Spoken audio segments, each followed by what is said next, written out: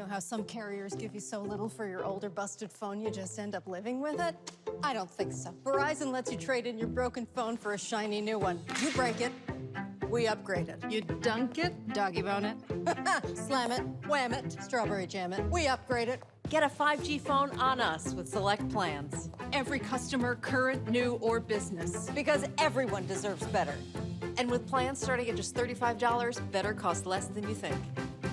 Today is Monday, November 29, 2021. Coming up on Roland Martin Unfiltered, streaming live on the Black Star Network. The state of Alabama, they're fining the city of Montgomery $25,000 for renaming a street after civil rights icon Fred Gray. Why? Because the law says you can't change any Confederate monuments. We'll talk with the mayor of Montgomery, Steven Reed, about this very issue. Two trials we have our eye on. Chicago judge begins questioning prospective jurors for former Empire actor Jussie Smollett's trial today in Chicago. And in Brooklyn Center, Minnesota, they're preparing for tomorrow's start the manslaughter trial of a former Minnesota police officer who fatally shot a black man while yelling Taser during a traffic stop, current arrest earlier this year. A black man in New York who spent 39 years in jail for rape he did not commit is now a free man after discovering serious flaws with his prosecution. A star high school baseball player in the state transfers schools after a school assistant, athletic director, said the student got his speed not from running track, but from running from the police. And some sad news to report. Designer Virgil Abloh, Florida lawmaker Carrie Meek, the man who broke the color barrier in golf at the Masters, Lee Elder, all passed away this weekend. Folks, it's time to bring the funk on Roland Martin Unfiltered on the Black Star Network. Let's go. He's got it. Whatever the biz, he's on it. Whatever it is, he's got the scoop, the fact, the find. And when it breaks, he's right on time and it's rolling. Best believe he's knowing. Putting it down from sports to news to politics. With entertainment just for kicks, he's rolling. It's on go, roll, roll, y'all. It's Roland Martin, rolling with Roland now. He's funk, he's fresh, he's real, the best, you know he's Roland Martin now.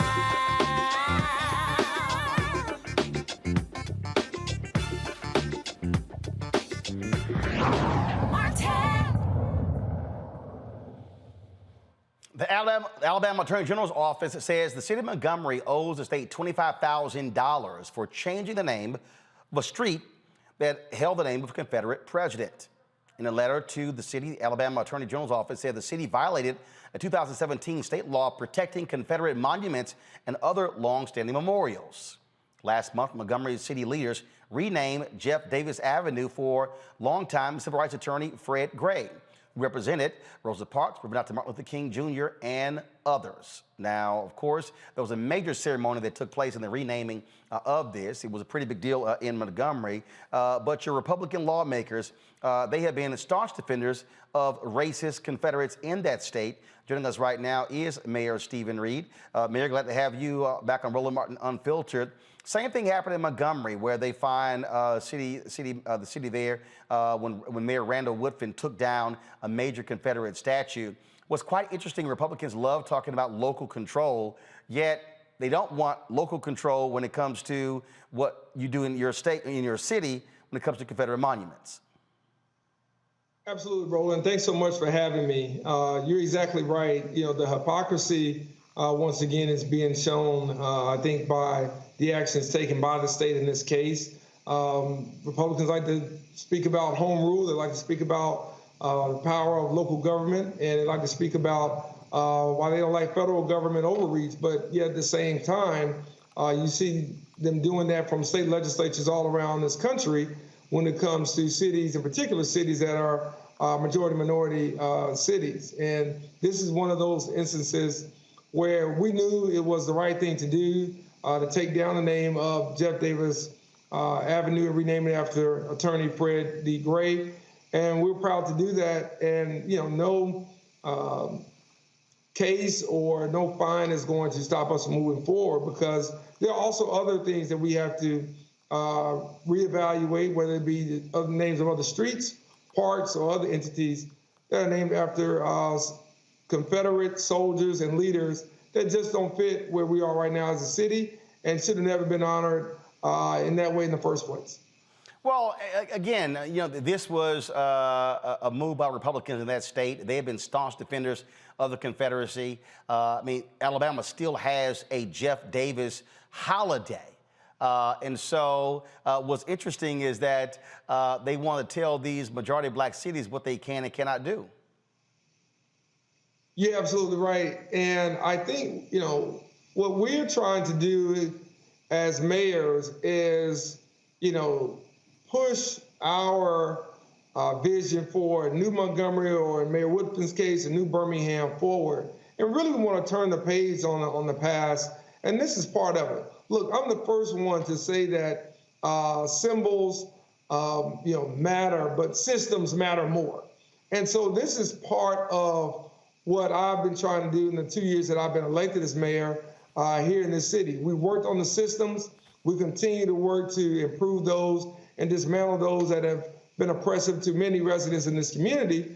But we also know that we've got to change the perception of those that are living in this community, those that visit this community.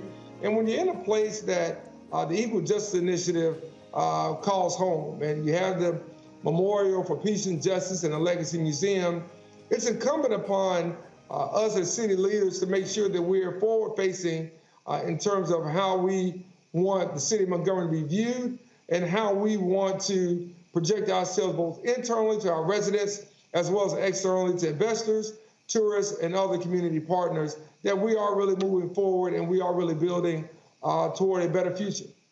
Well, and the point there is a critical one, because, again, these Republicans in your state, they want to stay in the past where you're talking about moving it forward. And why shouldn't the residents of the city decide who they're going to honor, as opposed to white Republicans in Alabama trying to honor these old racist white relics who lost? Listen, I think it's one of those cases where this was a reactionary measure that was taken after, cities like New Orleans and others around the South in particular started taking down statues and started changing names in a reflection point of where we were as a nation. And you saw this overreaching law come out and say not only did it apply to statues, but it applies to other monuments as well, applies potentially to schools. Does it apply to streets? And those are things that we're questioning from our standpoint is, where does it stop and where does home rule begin? And that's what we can't quite figure out, because the rules keep changing without legislatures really making laws like this on the fly, based on emotion, and not really based on the true concepts of law as it should be applied to municipalities or to states themselves when it comes to issues such as this. So is it a one-time fine or is it a recurring fine? It is a one-time fine, but the concern here is, as I mentioned, we've got two high schools, one named after Robert E. Lee, one named after Jefferson Davis, where I graduated high school from, that are right now being reviewed by members of the community to have those names changed. So the question is, are they going to be fined as well? We also put together a street renaming committee made up of our longtime state archivist here, Dr. Ed Bridges, and many others, Dr. Howard Robinson, the archivist at Alabama State University, to really look at the names of streets, parks, and other entities. And they've come up with suggestions that are at least more than 10 that also should be renamed. So the concern that we have is, if we're fined on this case, can we pay it? Yes, we've had donors from in the city, in the state, and out of state offer to pay the fine at no expense of taxpayer dollars or no expense of the taxpayer itself. However, the question is, if we're really going about correcting the record, as I like to call it, and we move forward, and I plan to do so, with changing the names of other streets and parks and other facilities, then those fines do start to pick up. Those fines do start to add up. And the question becomes, are we better off challenging what the state has done. You know, Dr. King once said law and order exist for the purpose of establishing justice, and when they fail to do so, they become dangerously structured dams that prevent the social progress. And that's really what we have to think about from our end here at the city is, you know, where do you start and where do you stop where this is concerned? Can we pay the $25,000? Yes. But I think the bigger issue is, do we need to make a statement as it relates to legislative overreach coming from conservative state legislatures and what they are doing, in particular as it relates to cities and urban communities, not only here in Alabama, but throughout the state and throughout this nation. But again, you've renamed it. They're going to fine you. They can't force you to return it back to Jeff Davis Avenue, correct? That is correct. Okay. All right, fine. Give them the damn money. All right, all right, fine. What else to take down? Okay. Mayor Steven Reed, we appreciate it. Thanks a lot. Hey, always good joining, bro. Thanks so much. Keep up the great work. I appreciate it. Thank you so very much.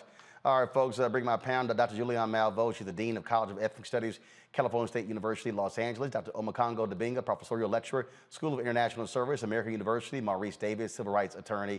Glad to have all three of you here. Here's the deal, Julianne. All right, y'all want the money? All right, here it is. Fine. Take them racist ass symbols down. Hey, you know, GoFundMe. This is easy to deal with. You know, I know there are all kind of people all over the place who say, just get rid of this, you know what, mess.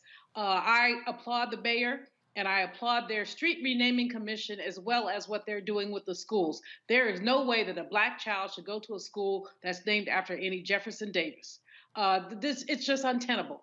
So this has been slow coming, but the energy of the Black Lives Matter movement, the energy that has been generated after the murder of George Floyd, all that energy is showing up now in terms of ways that we change things. And so I am just excited for Brother Mayor for, in some cases, leading this charge. And as he said, the Equal Justice Initiative is there.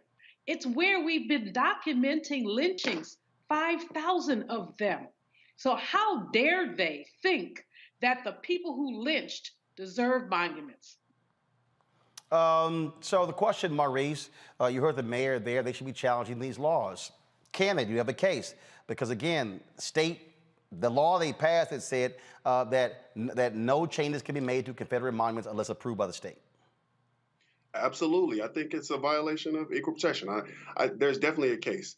They need to take it to the courts, challenge it under federal law, and get those laws overturned. For now, we'll raise the money, we'll pay, and if they want to fine, they want to issue a fine for renaming those schools, renaming those streets, then we'll pay the fines until the law is overturned. That's the way we'll have to handle it. It's exciting to see everyone. It's exciting to see all the young people getting involved, all of the activism, and the response over the past 2 years to all the injustice that we've incurred.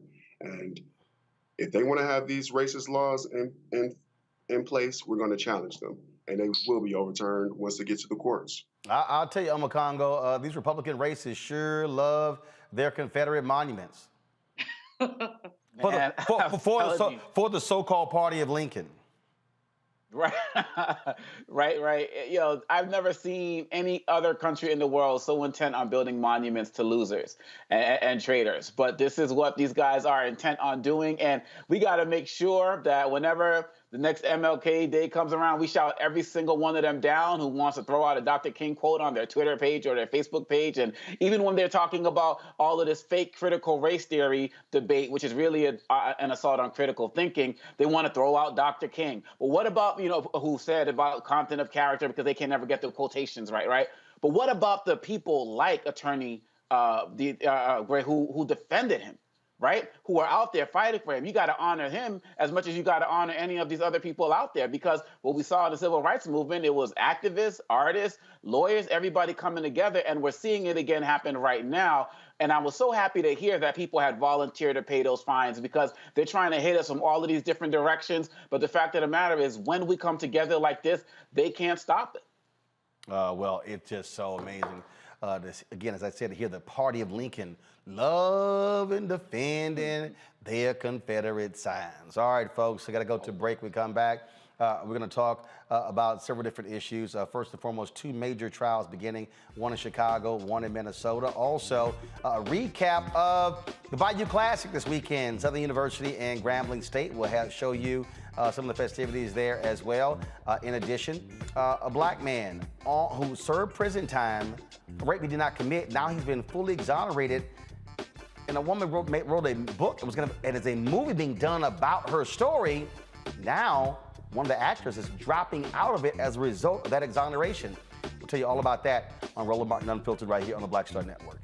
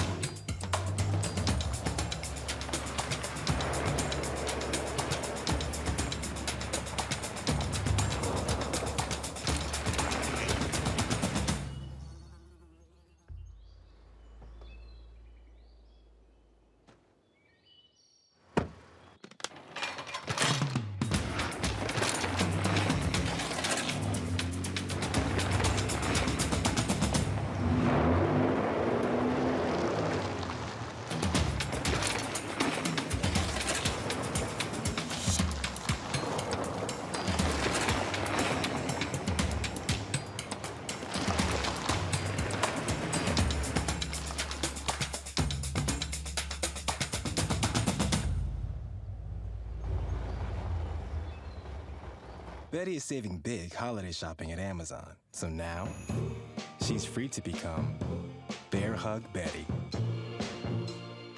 Settle in, kids. You'll be there a while. Ooh, are you?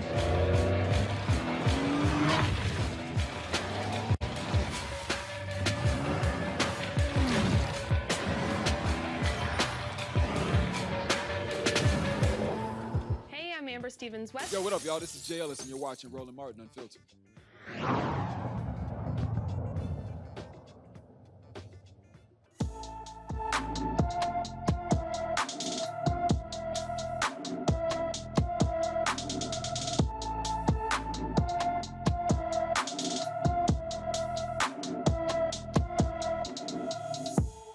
Kiasia Renee Hampton has been missing since October 2nd, 2021. The 16-year-old was last seen in Oakland, California.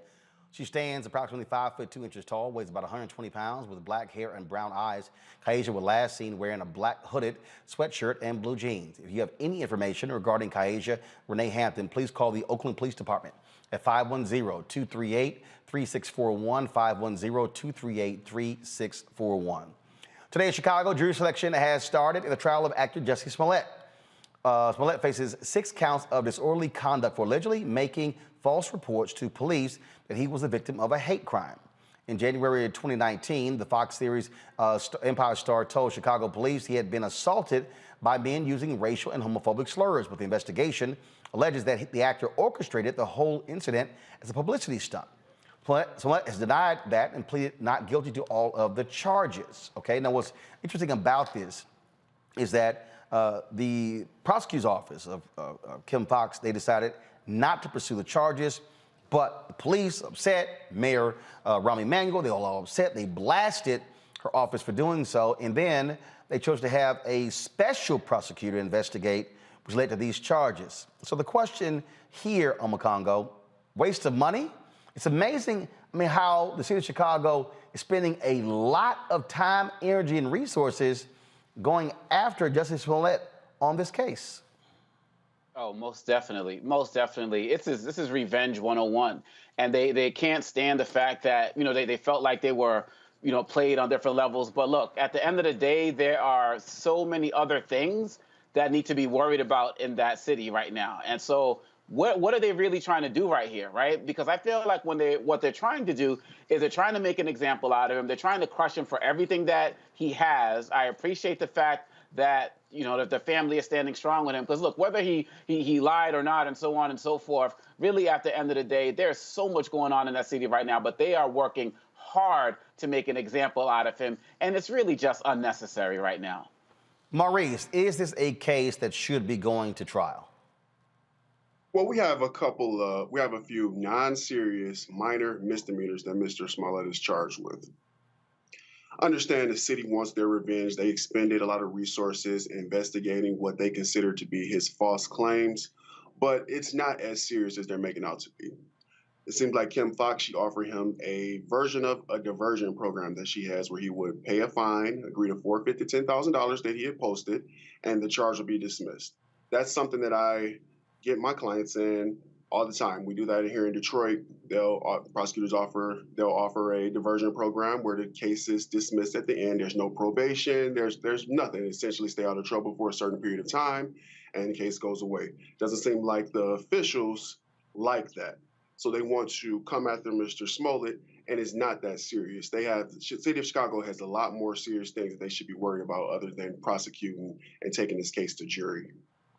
What do you make of this trial, Julian? First of all, I think that Owakongo had it exactly right when he said Revenge 101. Rahm Emanuel, who cannot stand black people, who's been clear that he cannot stand black people, went on a vent about this. Kim Foxx, as the brother said earlier, she did what was reasonable to do. Diversion, fine. This is in the weeds. It's not a big thing. But it's going to be a big thing because they're going through all the expense of a jury trial. They're impaneling jurors. They're taking up people's time and blah. And furthermore, although I remember, Roland, when this first happened and we were on the program and, you know, I think you had one of the little conservatives running around saying this was all a farce. And of course, the others of us said this could have happened. And it's still, while it might not have happened the way that Smollett laid it down, these brothers do not have clean hands. So if he is being prosecuted and you want to do a full prosecution, prosecute them too.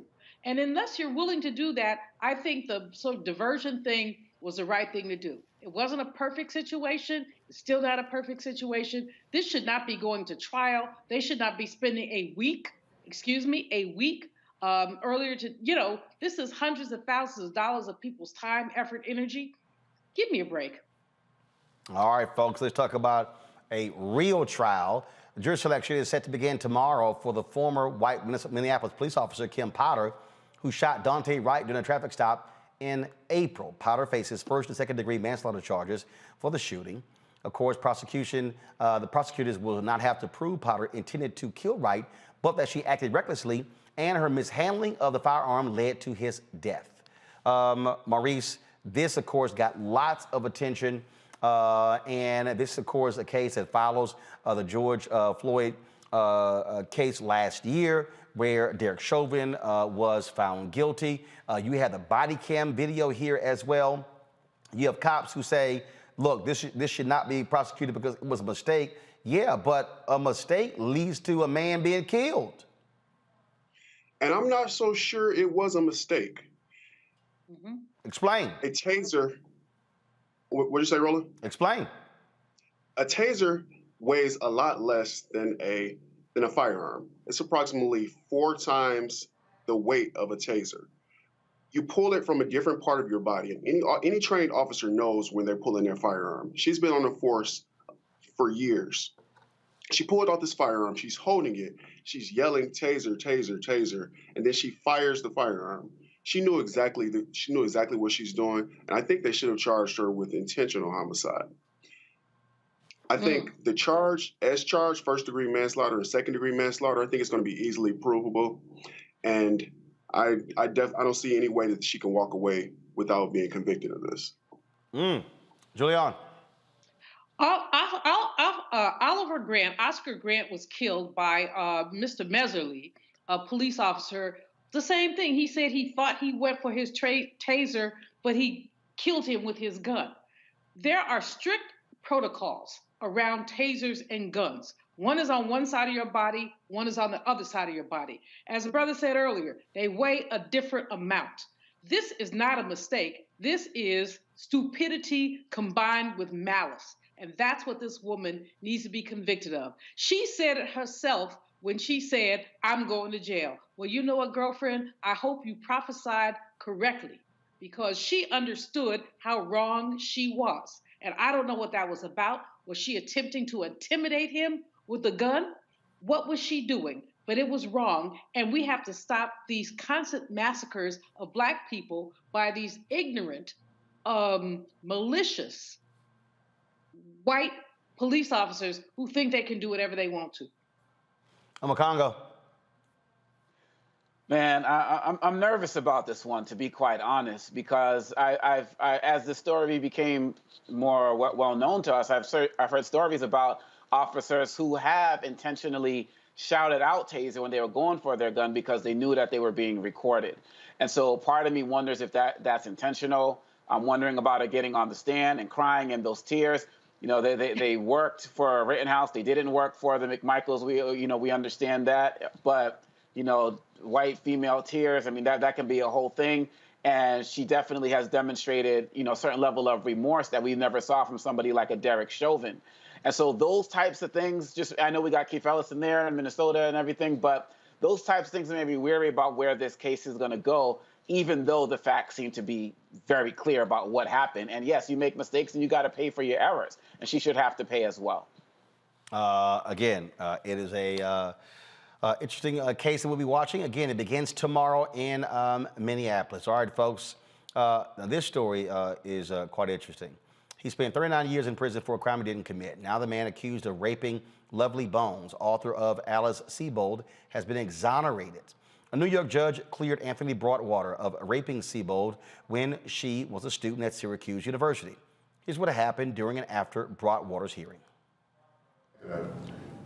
Sully these proceedings by saying, I'm sorry, that doesn't cut it. This should never have happened. And I will say to Mr. Broadwater that I assure him that it will never happen again, that we will never let junk science into a courtroom in this county. I think, as Mr. Fitzpatrick has pointed out, Mr. Broadwater cannot get those 16 years back. But based upon my review of the motions and the representations of counsel, this court grants defendant's motion.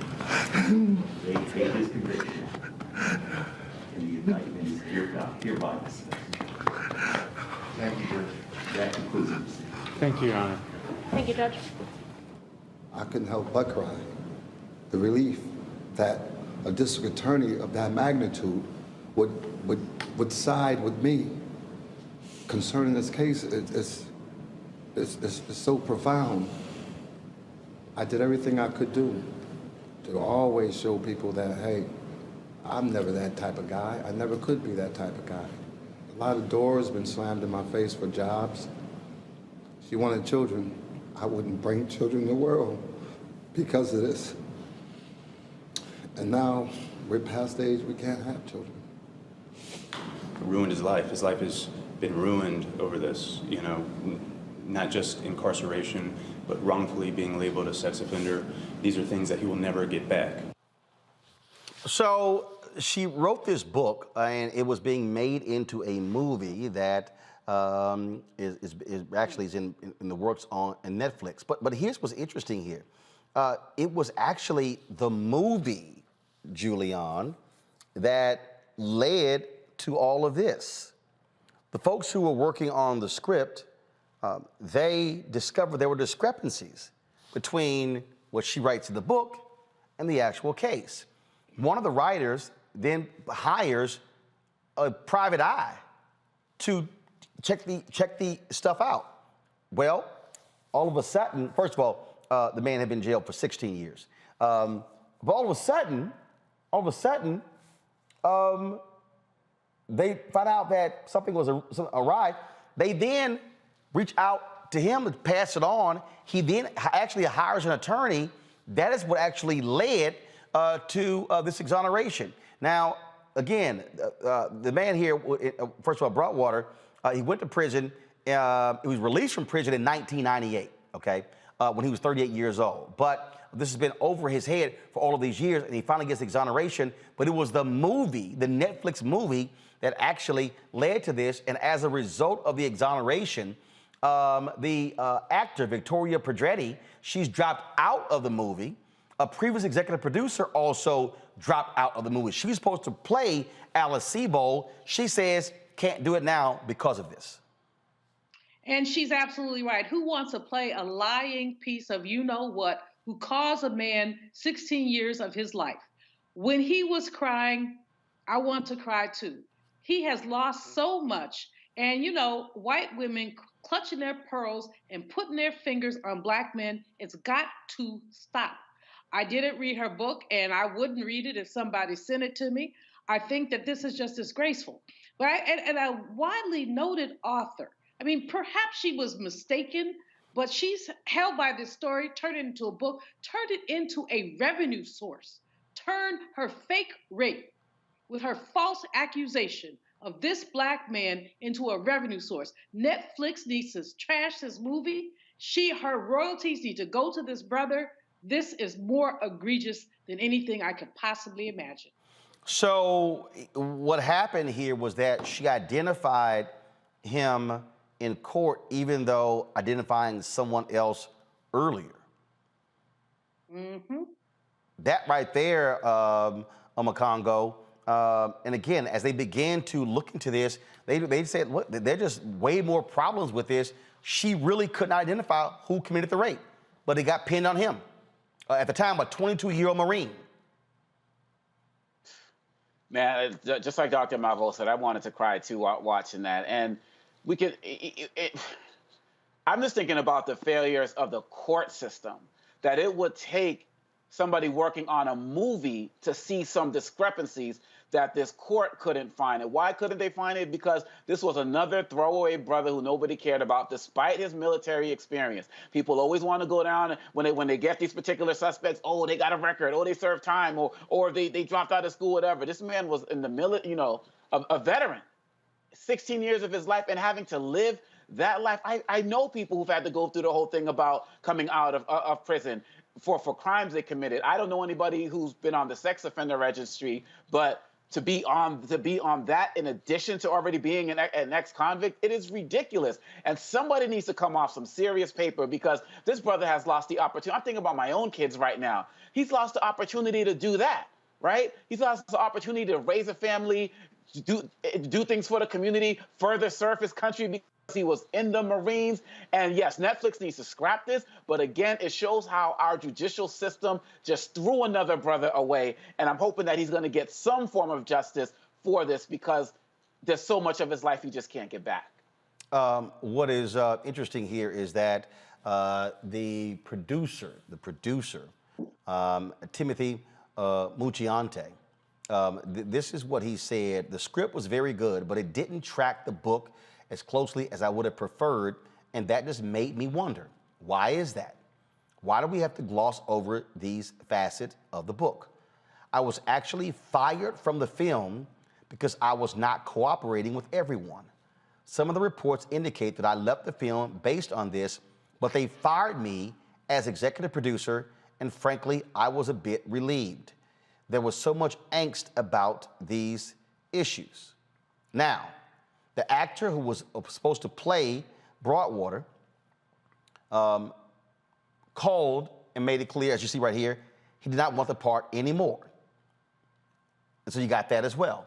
So you have all these examples here where people had issues with this movie.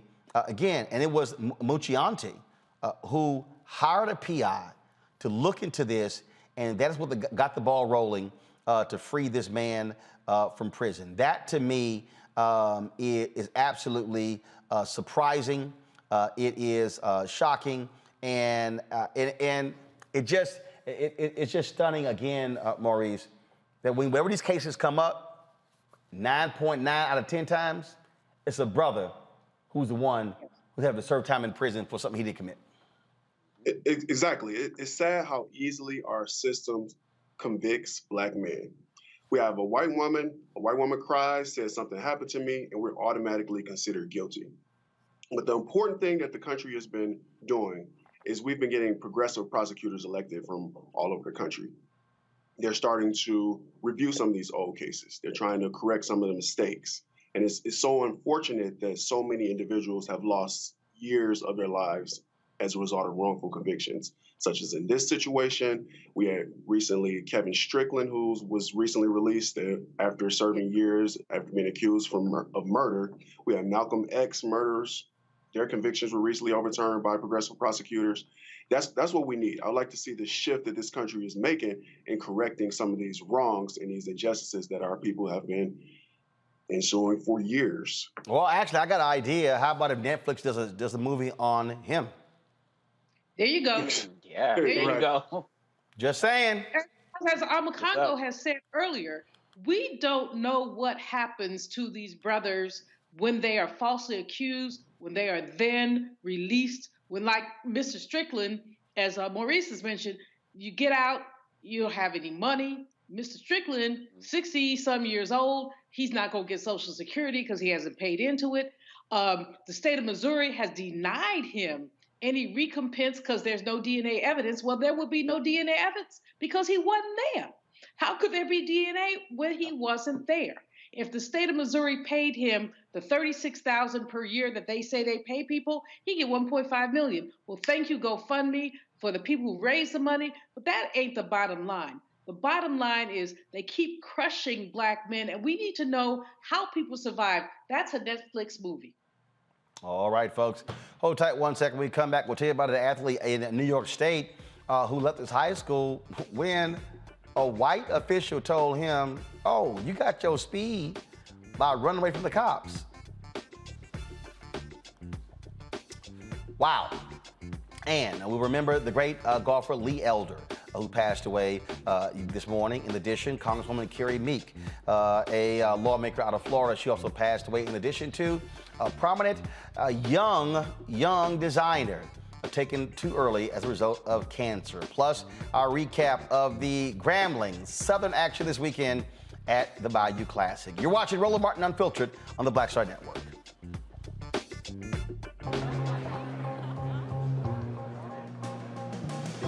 Are the stars out tonight?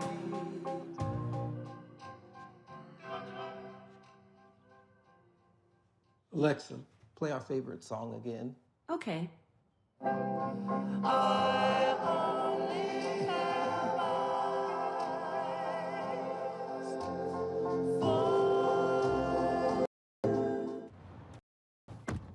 Oh, that spin class was brutal. Well, you can try using the Buick's massaging seat. Ooh, yeah, that's nice.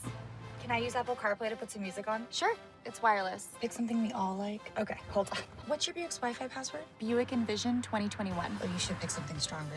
That's really predictable. That's a really tight spot. Don't worry, I used to hate parallel parking. Me too. Hey. Really outdid yourself. Yes, we did. The all-new Buick Envision, an SUV built around you. Once upon a time, there lived a princess with really long hair who was waiting for a prince to come save her. But really, who has time for that? Let's go. She ordered herself a letter with Prime one-day delivery, and she was out of there. Now, her hairdressing empire is killing. And the prince? Well, who cares? Prime changed everything. Hi, everybody. This is Jonathan Nelson. Hi, this is Cheryl Lee Ralph, and you are watching Roland Martin, Unfiltered.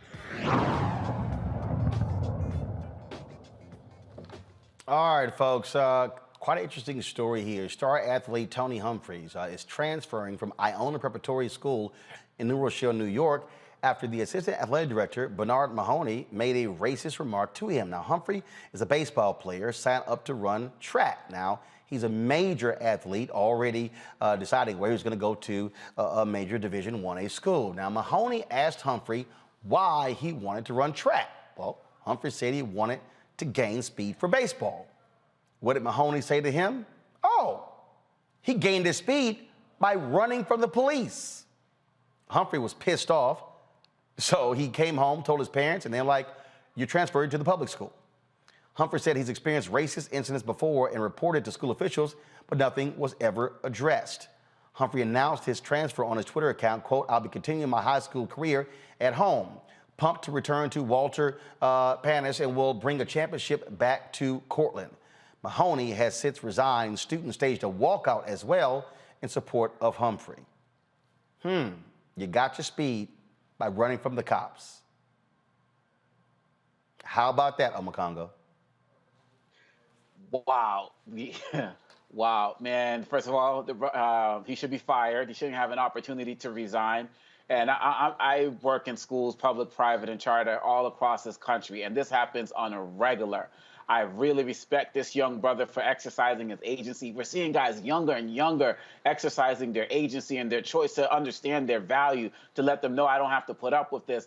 There are a lot of other kids who don't have that same level of platform or fame to be able to make a move like that, and they're kind of stuck in those situations. But I'm hoping that this will further call that out because it's happening more often than we know. And kudos to those students also. But look, man, this happens all of the time. And this is not, I'm sure this is not the first instance, because the brother said that there have been many instances of this happening. And I really believe that these guys really got to get on point in terms of understanding that these kids are waking up. They've been inspired by people like Colin Kaepernick and just so many other people out there, and they have a platform as well. I'm sure that this brother has more followers than the guy who resigned. So they're going to be drawing more attention to this, and these schools better get on point right now, because there's going to be a lot of cameras showing up on these doors as these stories start to come out even more.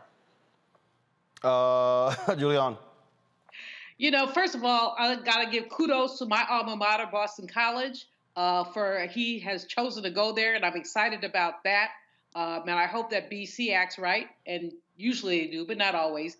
These PWIs don't always know how to act around our people. But secondly, I think that that Mahoney, whatever his name was, should never be allowed to work with young people again in his whole entire lifetime. I mean, this is not the first time he's made these kind of comments. Clearly, he's done it before, and clearly he's gotten away with it. This young brother has actually said there have been comments before. He reported them. He took it to the top. They didn't do anything. So his parents probably said, look, enough is enough. Our child does not need to be denigrated by an idiot who doesn't have enough sense to applaud his commitment to his athletic career. So, you know, again, as Congo says, our young people are saying over and over again, we ain't putting up with this. Before folks put up with it, we swallowed it. We said, okay, well, it just was that one time. No, this is systemic.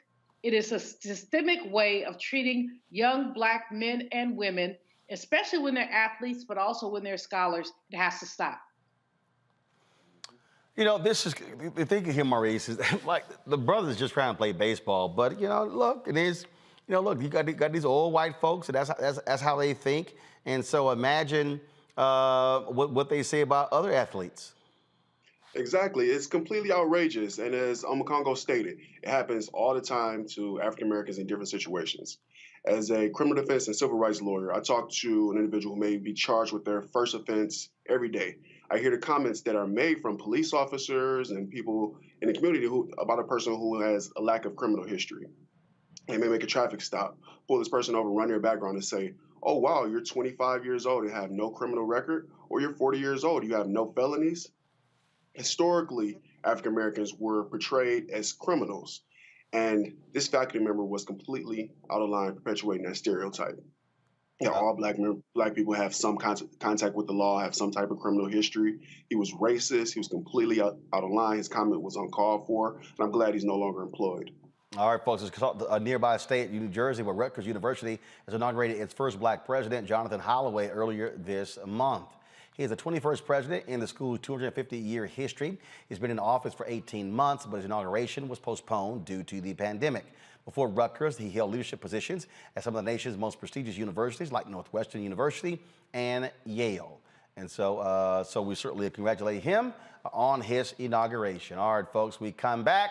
We're going to talk Bayou Classic, our wrap, if you will. Also, we'll talk to Rodney Brooks about fixing the racial wealth gap in America, and we'll pay tribute to some of our elders, now ancestors, including golfer Lee Elder, Congresswoman Carrie Meek, as well as one of the world's top fashion designers, Virgil Abloh. That is all next on Roland Martin Unfiltered on the Black Star Network. Don't forget to download our app. Our goal is to get 50,000 downloads by the end of December. So please download it on your Apple Android phone, Apple TV, Android TV, Roku, Samsung TV, Xbox, Amazon Fire Stick as well. And also, if you want to support Roland Martin Unfiltered, please do so by joining our Bring the Funk fan club, where every dollar you give goes to support what we do every single day. And so Cash App, $RM Unfiltered. PayPal is R Martin Unfiltered. Venmo is RM Unfiltered. Zelle is Roland at RolandSMartin.com. Roland at RolandMartinUnfiltered.com.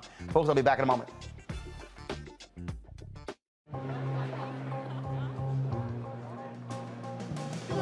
Are the stars out tonight?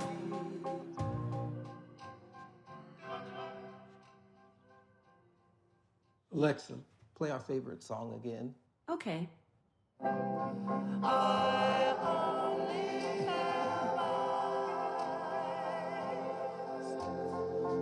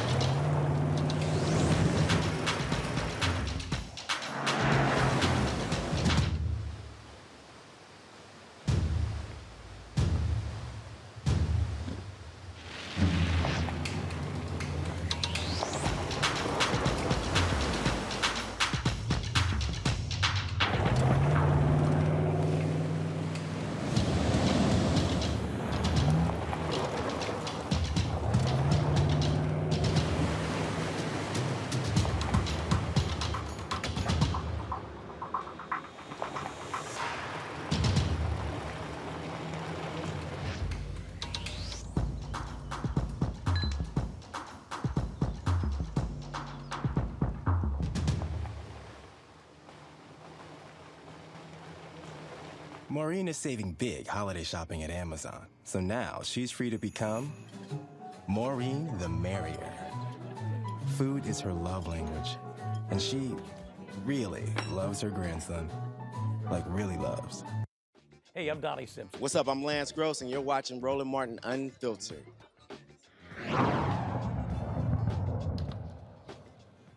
In the United States, there were more than 400,000 children in foster care waiting to be adopted. Of those children, 23% were black, 44% white, and 22% Hispanic.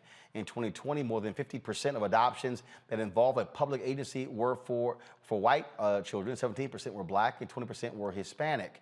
November, of course, is Adoption Awareness Month. Joining us right now is Jasmine Sanders, who joins us from Los Angeles. Jasmine, glad to have you on the show. So let's talk about this issue. Why is adoption so near and dear to you? First of all, thank you so much for having me on the show. I appreciate it. I follow you on social media. You've been on our show several times. It's my first chance being on your show, and what a wonderful opportunity to talk about adoption. First of all, I'm adopted. And for many years, it was a subject that I did not feel comfortable speaking about. I didn't talk about it, A, because I was ashamed, and B, because there were so many misconceptions about adoption, about children who were adopted. And I said, once I got a big enough platform, I would use every opportunity that I had to try my best to dispel those notions and convince people that, you know, children who are in need of families, there's no need to be afraid of them, that we need love like anybody else. And so every opportunity that I get, even outside of November, I talk about adoption and I try to spread as much information, true information, as I can. And when we look at these numbers, I mean, there's so many African-American children who go without. So what about the outreach? What about that effect? Because we look at the numbers, an increasing number of Americans are deciding not to have children. Right. And the other thing is, there are so many people who are deciding not to have children. There are a lot of women who wait. You know, it's no secret that, you know, as a woman, it's very difficult in this country, especially as a Black woman. We spend the majority of our lives working and climbing that ladder of success. And by the time you look up, you're in your 40s, you know, sometimes your late 40s, maybe even 50s before you take a breath. which is required, right? Because you have to give it all of your time. That is your baby. And by the time you look up and you're ready to have kids, it's either too late, too difficult, or financially, maybe you're not in a position to do so. And for whatever reason, a lot of people don't think about adoption because either the stereotype that's out there, or it's just kind of like the last resort. But then the thing that really upsets me the most is we become highly critical when we see other people outside of our race adopting these Black children. And I have a problem with that. It's one thing that, we say it takes a village to raise a kid, but you can't get mad when other villages are raising our children if we don't want to. Questions from our panel. Let me start with you, Maurice.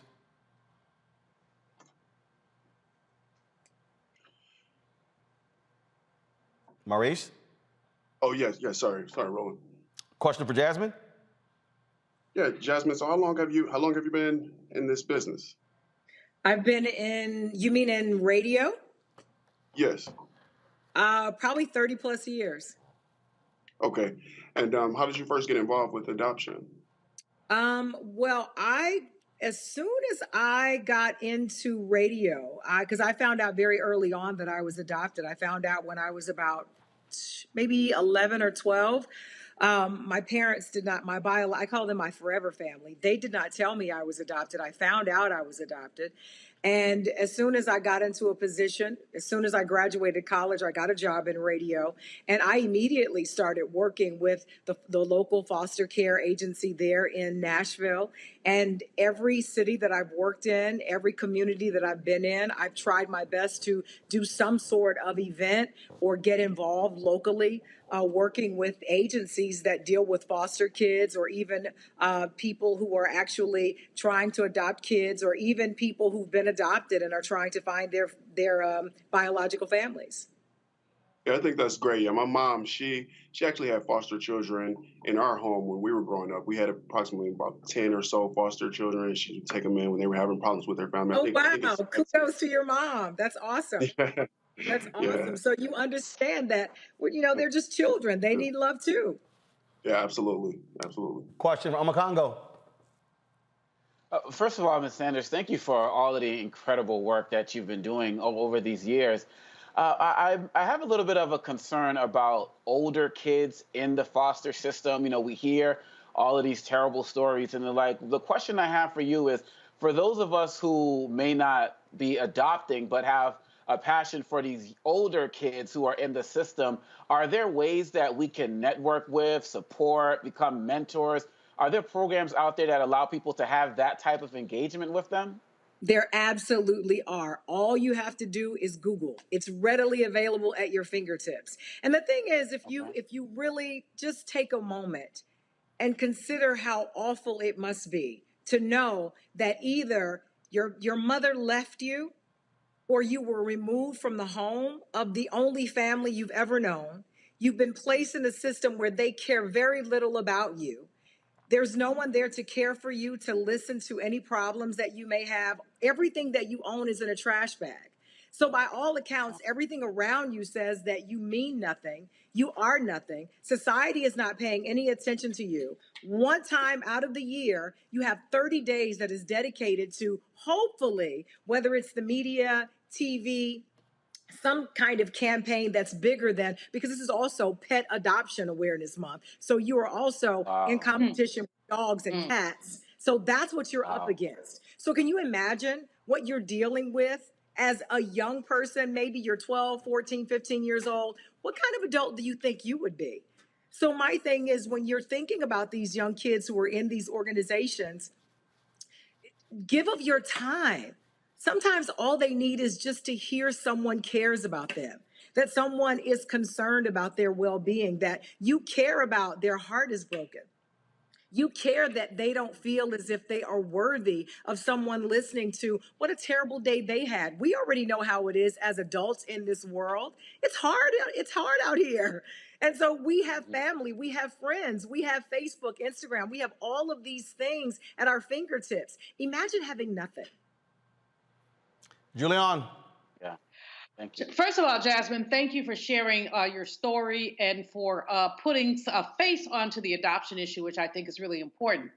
But secondly, I want to raise a question. You talked about transracial adoption. You didn't call it that. You said we get mad when other people adopt our kids. But my experience in the foster care system has been that there's enormous racism.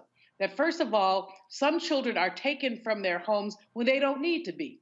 When you have Absolutely. some artificial rule that says you have to have one bedroom per child. I would just spend Thanksgiving at the house I grew up in. I'm looking around there and say, how did my mother raise 5 kids in this itty bitty house and one bathroom? And we figured it out. But the second thing is when Black folks who have limited resources want to go to adopt, they also often have challenges. And I have at least 2 sister friends who've tried to adopt. They got to that age, as you said, you get to be about 50. You didn't have the kid. Now you want one. But if you don't have the money or the partner or this, you can't get one. So while I agree with you, any port in a storm for a child is important. But what can we do with the foster care system to eradicate some of the racism there that makes it more difficult for Black folks to adopt our own? I agree 1000%. But I think, first of all, what we have to do is acknowledge that there is a problem. I think the biggest issue that I have is 30 days is not enough. 30 days is all that we allocate towards a system that we already know is completely broken. Not only the system itself, but the infrastructure in itself that doesn't really even support the system that's there. When you consider the archaic way that it is set up, and you're absolutely right. When you go to adopt, all you want to do is give the kid love. And they make it almost impossible, insurmountable, the types of hoops you have to jump through. But my thing is, why are we not speaking out enough about this? Instead, the majority of the time, you would not imagine the number of battles that I have to fight with people just in a conversation about kids who are in the system. And I'm like, why are we fighting amongst ourselves, talking about these children, perpetuating the stereotypes about these children who really need love? So I think, first of all, it's acknowledging the problem and really sounding the alarm on a much larger scale. It has to be more than just a few of us who are fighting this battle. But if you think about it, in the midst of, the economic issue that we're up against, the social injustice in this country, there are so many other battles that we're fighting that unfortunately foster care falls so far down that it's nowhere near on even anybody's radar. When I go and talk to people, it's the last thing people want to talk about. Even during Foster Care Awareness Month,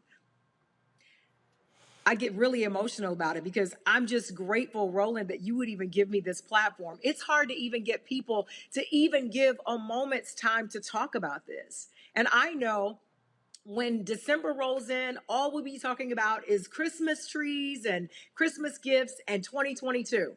And there will still be children waiting to be adopted, going into another year of wanting someone to love them, wanting a family, and still fighting these stereotypes and this broken system that's in place. So you're right.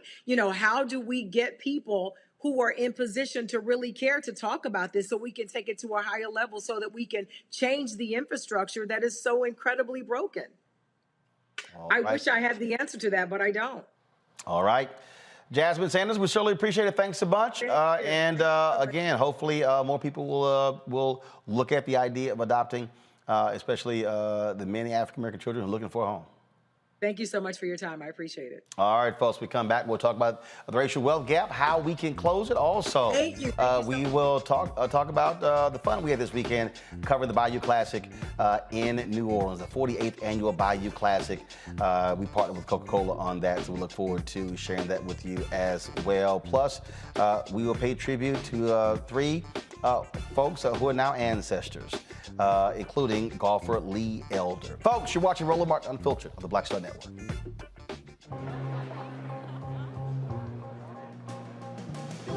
Are the stars out tonight?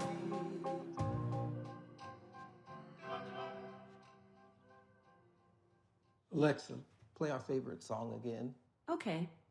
I only have eyes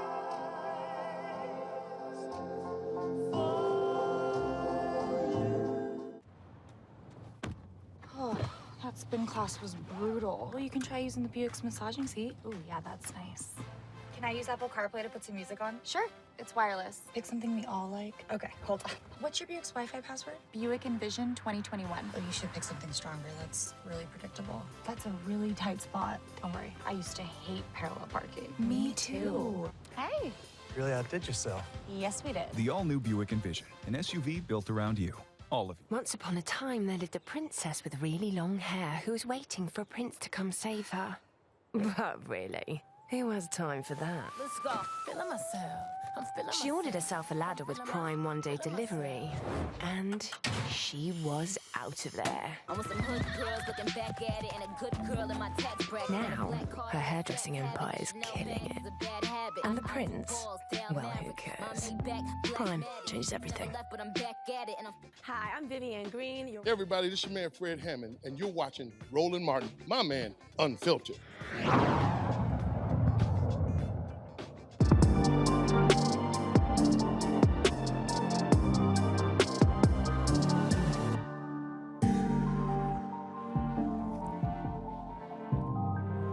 Folks, you've often heard us talk about the racial wealth gap. Of course, it has long plagued this nation.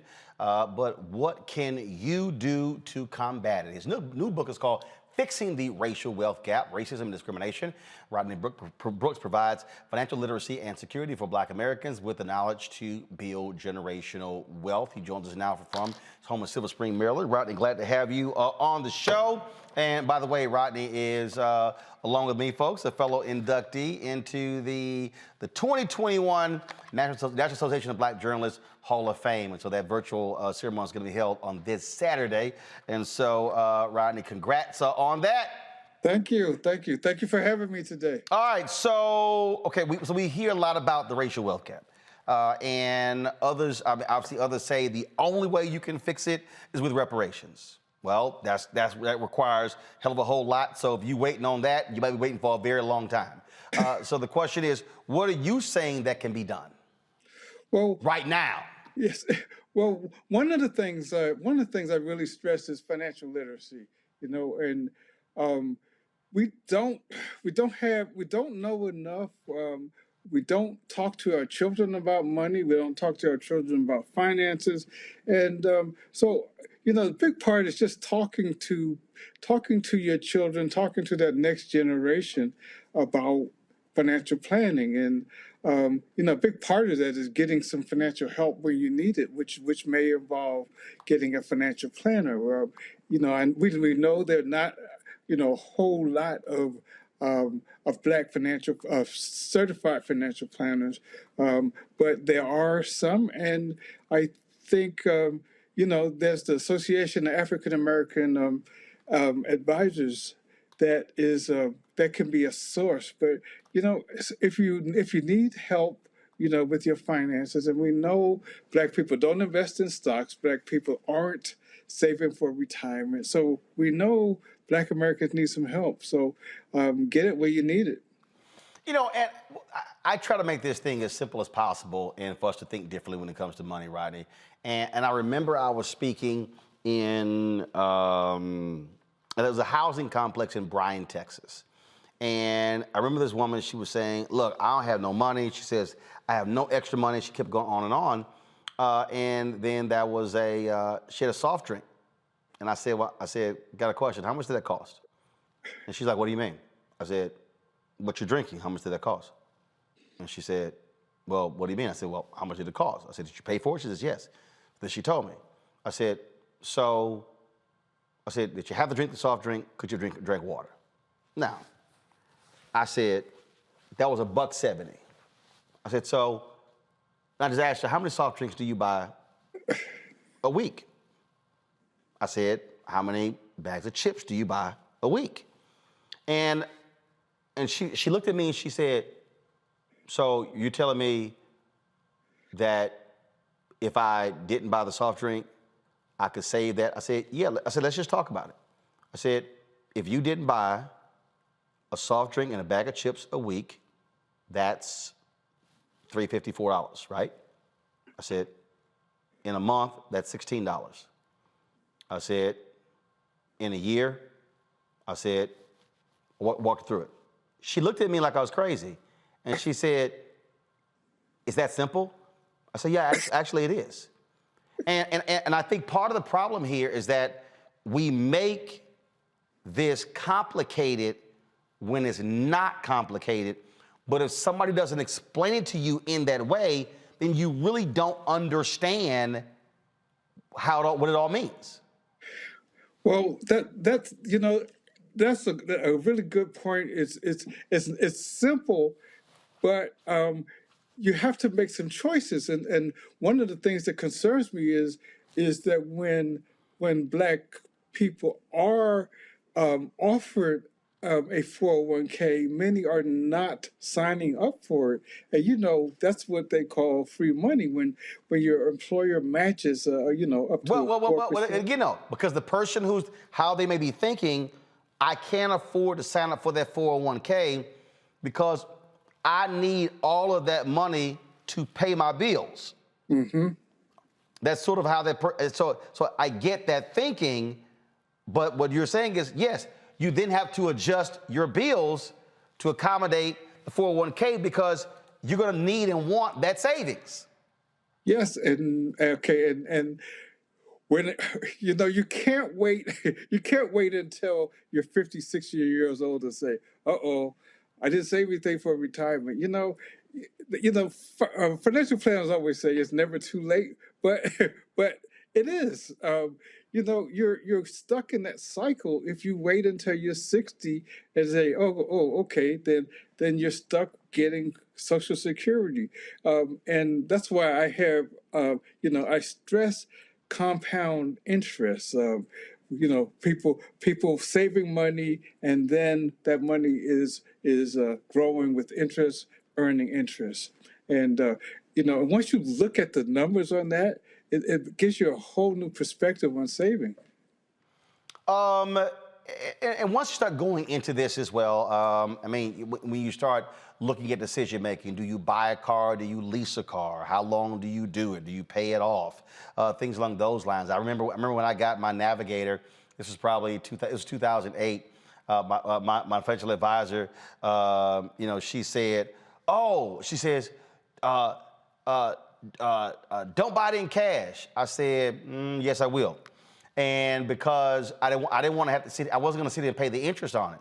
Well, the same Navigator I've had 13 years. So I paid $49,000 for the vehicle. I haven't had a car on 13 years. Now, yes, there's been maintenance, things along those lines, but I made the decision because my deal was, I sat down, I was like, wait, I'm not about to pay this interest on the damn car when I got the money right now. Well, actually, I'm glad you brought up cars because that's one of my pet peeves. And it's the way when you go to buy a car, the car dealers will talk to you about the payment, not how much the car costs, okay, and not how much the interest is. I've had experiences where I said, I don't care what the payment is. I want to know what the interest is and what the price is. And the car salesman said, why? It's like, but it's to their event because people going in there looking for a low payment and they take advantage of that. And in one point in the book, I look at what it costs, to buy a car paying 2% interest versus 11 or 12% interest, and that amount is enormous, Roland. It's really scary when you look at those kind of numbers. Yeah, because we factor in the credit report, and then your interest rate is based upon that particular credit report. You know what? And I do really love. You're stuck on stupid people out here. I got somebody who's in our chat talking about, oh, that comment was dumb. You said you can move your way to wealth by $1.70 at a time. Well, actually, you can. Because the whole point to the idiots out there, Bob Sanders, who's running his mouth on YouTube, the point of this is to get somebody in the habit of making different choices with how they spend money. And so if somebody right now is not saving anything, they literally have no saving. We ain't even got to investing. It's getting somebody started on the path of rethinking their spending habits. And so then when you do that, then you start thinking about, well, how much time am I eating out versus making my food? How much time am I spending on designer items versus I'm buying this? And so that's really what it is. And to your point, we often don't have folks having a conversation. Van Jones told me this here. You know, his former wife is white. And Van said, when he said, when my wife's daddy calls her, the conversations they have about money are totally different than the conversations I have with my parents. He said, my parents are calling and it's about so-and-so need $300 for this or $400 for this. He said, whereas their conversations are about annuities and trust and things along those lines. He said, it's a totally different conversation. And so that's what I'm trying to get to for the foods out there who think, oh, you shouldn't be thinking that small. If you can get somebody who's saving zero, start saving $1 a week, at the end of the month, they're a hell of a lot further than they were at the beginning of the month. And as it grows, they'll be more confident. But just as importantly, they are teaching their children to save as well. And so you're having an impact because, you know, we talk about generational wealth, and Black people don't talk about money. You know, it's almost like it's a taboo subject. And it's so important because, you know, just the conversation you just had about what the difference is between the, you know, the white family and the Black family. We need to talk about money. We need to tell our children. We need to stop being scared to tell our children how much money we earn, and we need to learn about financial literacy so we can teach. So we should learn alongside our kids about saving and investing. Now, you were the deputy managing editor of the USA Today Money section. How did you learn? Did you have a family teaching that, or did you acquire that knowledge as an adult? I acquired that knowledge as an adult, and I tried to pass it on to my children.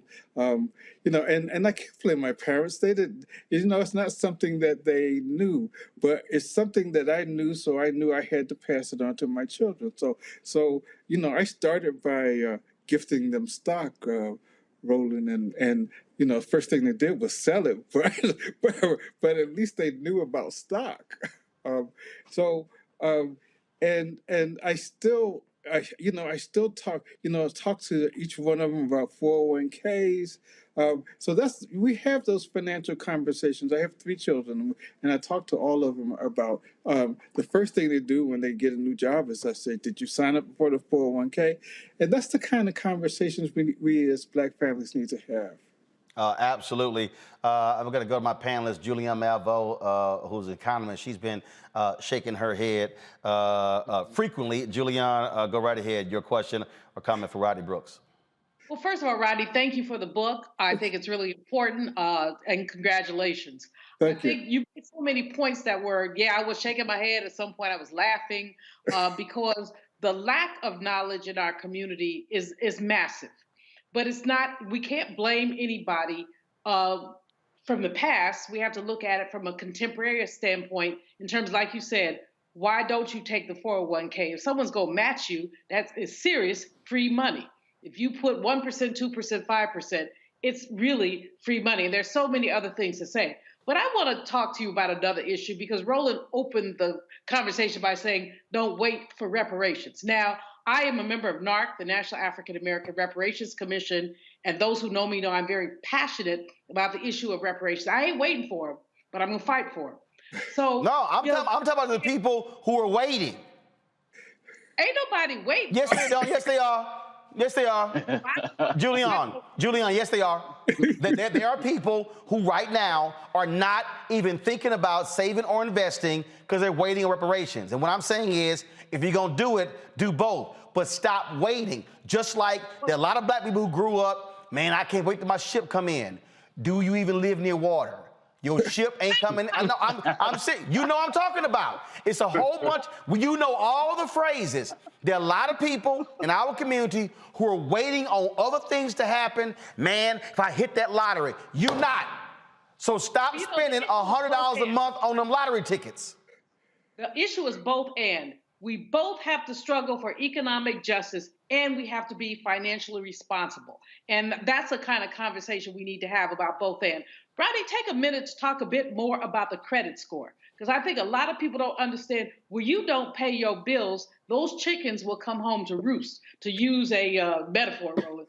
But if you don't, what's the difference between having a 750 and a 650 credit score?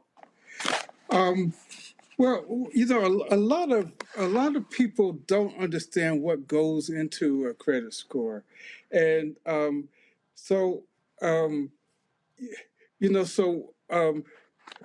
so the difference between getting that 2% interest, when you buy a car and 8 or 10% is the difference between that 720 and that 600 credit score.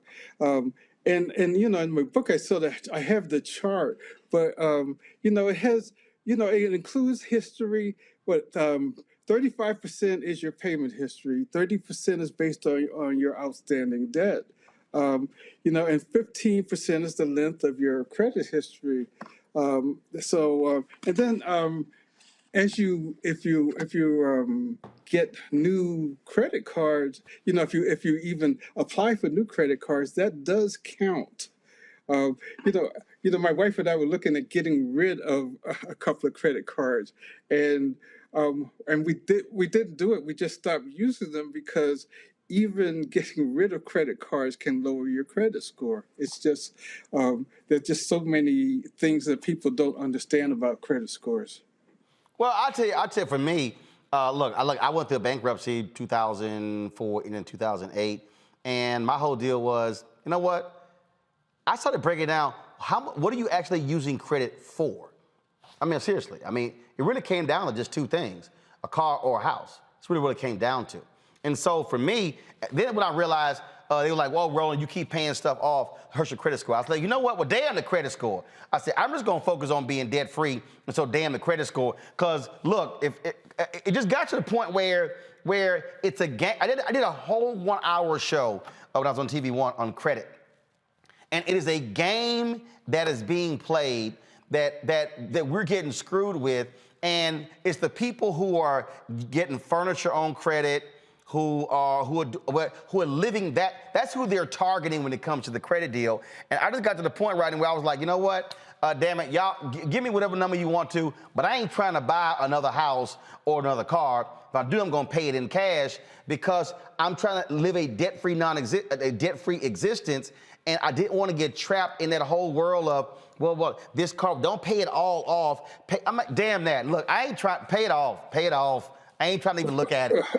Well, one thing I think a lot of people don't realize is that part of your credit score depends on how much of your available credit you're using. So when you max out your credit card, you're basically damaging your credit score. Well, I got you on that one. All right, I'm on Congo. Your question for Rodney. First of all, thank you. Thank you for what you're sharing with us tonight, and congrats to you both on the induction into the NABJ Hall of Fame. I think that's awesome. Thank you. Yes. My question is for I live in Southeast DC, and for those who watching and don't know, it's one of the underserved communities here in Washington DC, like many across the country. With many of us who live in these communities doing, working and really just concentrating on maybe working full time and not being around our kids so much because we're so caught up in just the daily grind, do you think it's time that we start getting these financial literacy programs in our schools so that the kids can start young during the day learning about that? And quite honestly, I've seen situations where they've learned stuff that they've brought home to their parents to teach them. Oh, yes, I think that's critical. So, more and more states are actually mandating financial literacy in high school. But, one good example is the Ariel Academy in Chicago, and I know Roland knows about it, where they start teaching kids in kindergarten, and by the third grade, they're basically turning over stock portfolios for them to manage. And the good thing about that program at the Ariel Academy, started by John Rogers, is that that the parents get involved, and while the kids are learning and they end up earning money on stock portfolios, that their parents are learning also. And I think that's a really key part of this is helping their parents learn as the children learn, and that encourages them even to learn even more about financial literacy. I think it should be mandatory in every public school. Maurice? Well, first off, I want to thank you for addressing this topic, and congratulations on your book. I think it's very important for our community to educate ourselves about financial literacy. I wanted to address Black-owned businesses. How do you think we go about getting funding and visibility of our Black-owned businesses, and in turn get each other to consistently support our Black-owned businesses that are within our communities? You know, I did do a chapter on Black-owned businesses and why they fail at such a high rate. And you know, one person put it, you know, one of the experts I talked to put it in a way I really hadn't thought about it. Is we go for low-hanging fruit. So when it comes to businesses, instead of going for something that's different from everybody else out there, we're going for what everybody else is doing. We're also undercapitalized, and most of the time we don't have a business plan. All of those things lead to a really high failure rate. And you know, I've talked to Roland before about businesses and the importance of growing beyond the one-person business. But you know, I think, you know, think about not just thinking about it, but writing a written business plan is imperative. And you know, looking at your market and looking at who you're going to be selling to, and we don't do that enough. And I think that's why we fail. All right, folks. The book is called "Fixing the Racial Wealth Gap: Racism and Discrimination Put Us Here, but This Is How We Can Save Future Generations." Rodney A. Brooks. Folks, get a copy of it, and please employ what he lays out in it. Rodney, we appreciate it. Thanks a lot. Okay, thank you.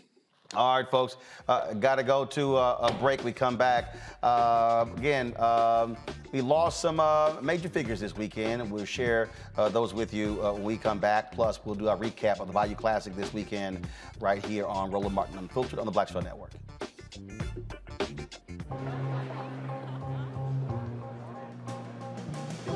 Are the stars out tonight?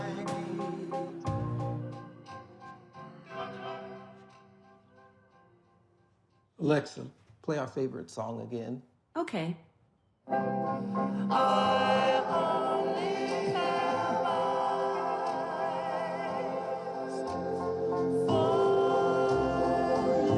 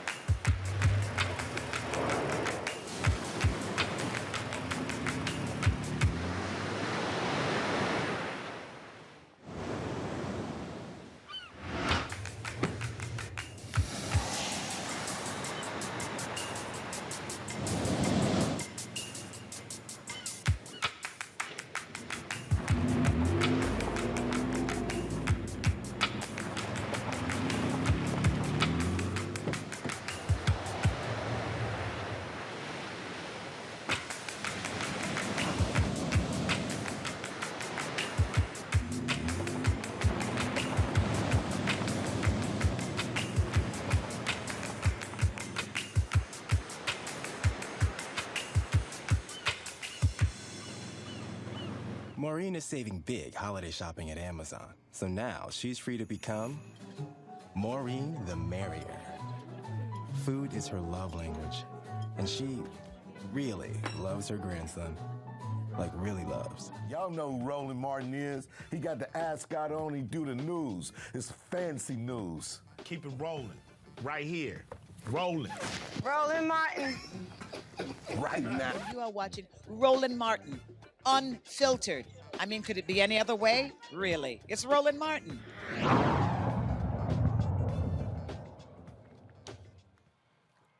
So sad news in the world of fashion. Virgil Abloh, the leading designer who successfully fused streetwear and high fashion, has passed away. His death was announced Sunday by Abloh's off-white label and the luxury group Louis Vuitton Moet Hennessy.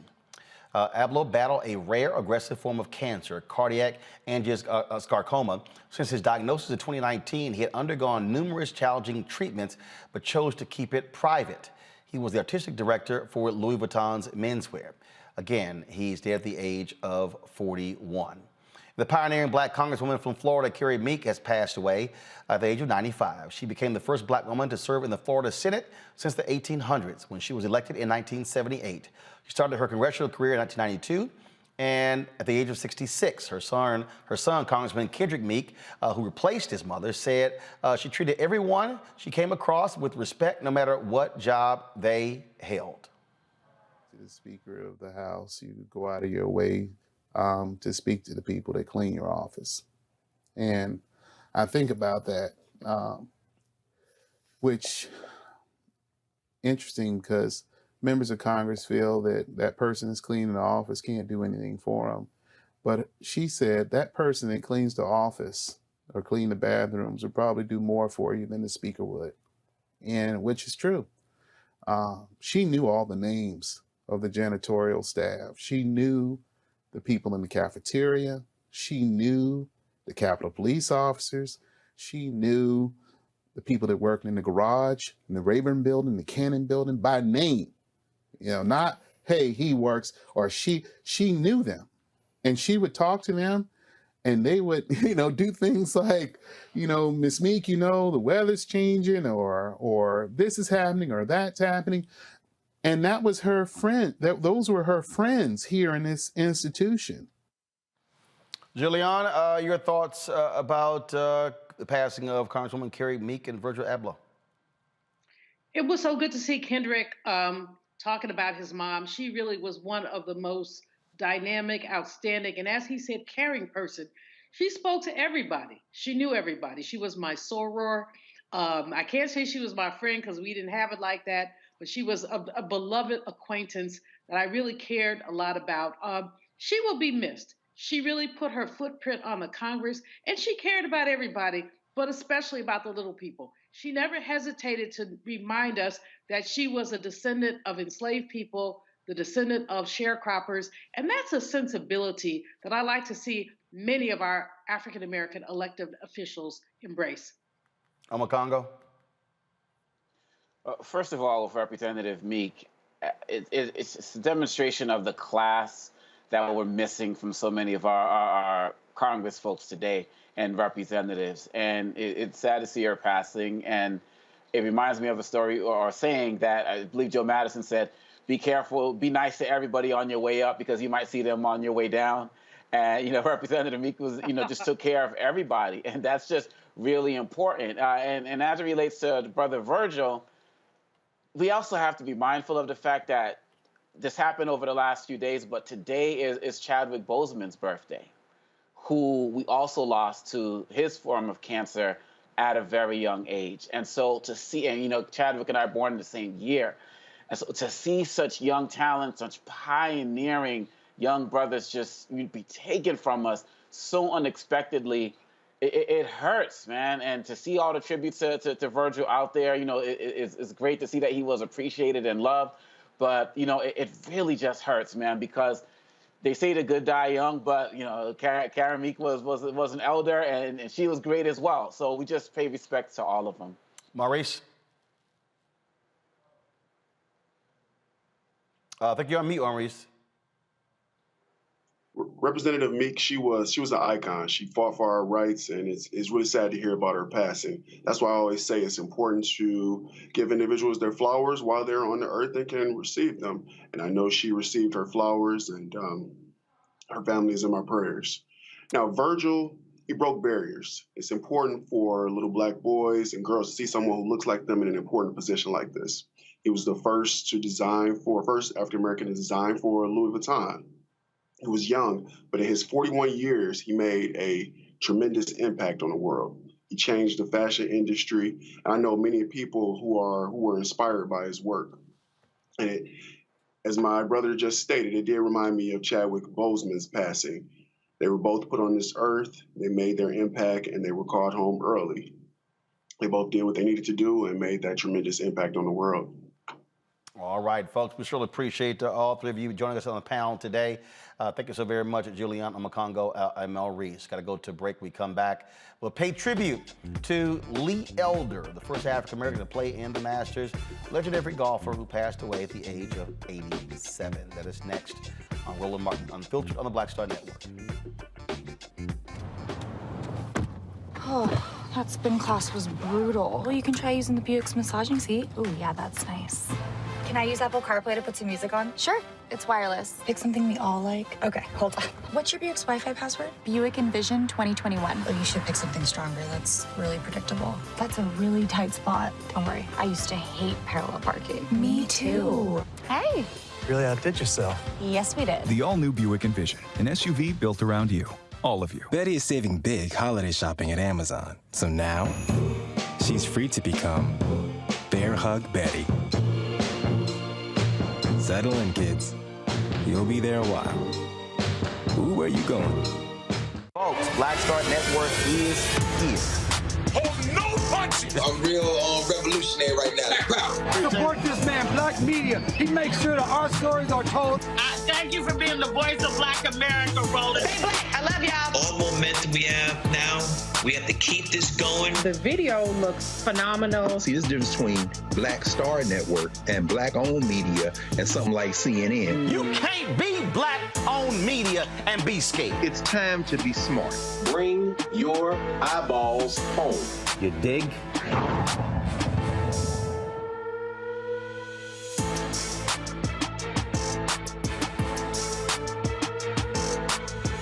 Hi, I'm Eric Nolan. I'm Shantae Moore. Hi, my name is LaToya Luckett, and you're watching Roland Martin Unfiltered.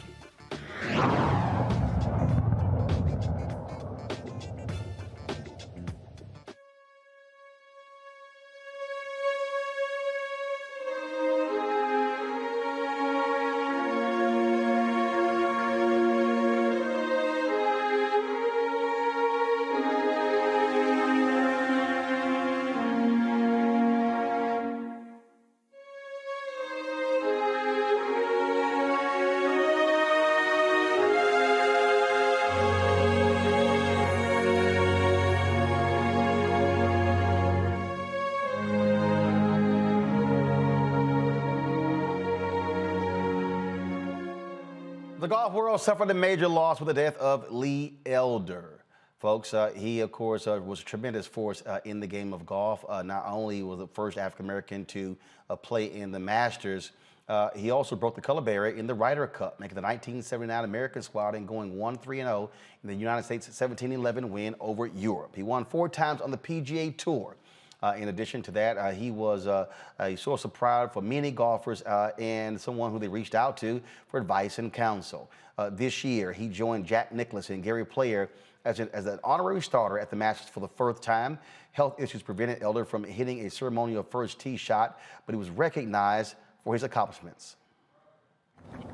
Lee Elder is the first black man to compete in the Masters, and in doing so, blazed a trail that will inspire the game of golf and future generations of players. We are delighted today to have with us a number of black golf professionals who are proud members of the PGA of America. They undoubtedly were inspired by Lee Elder and his message that the game of golf belongs to everyone. Today, Lee Elder will inspire us and make history once more, not with the drive, but with his presence, strength, and character. Lee, it is my privilege to say you have the honors.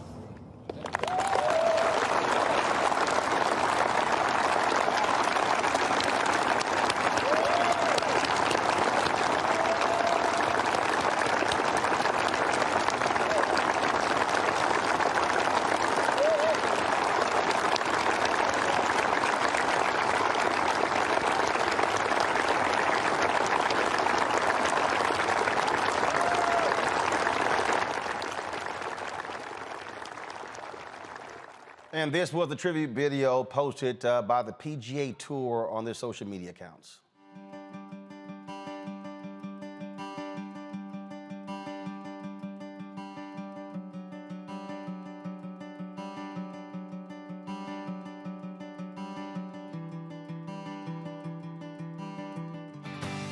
Yes, in the middle.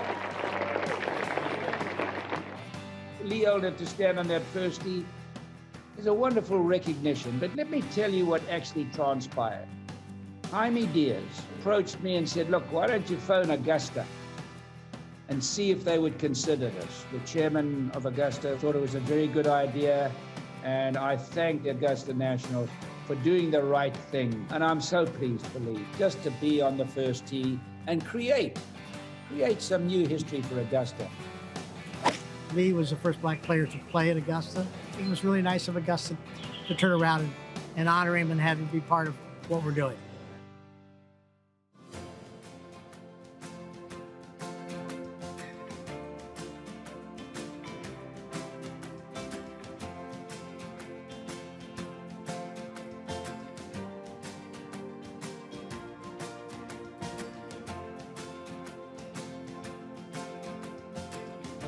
I think it sends a huge message that times are changing for black culture, African Americans, just minorities in general. That was a huge statement from Augusta, having Lee with Jack and Gary, who are obviously the two biggest legends of the game.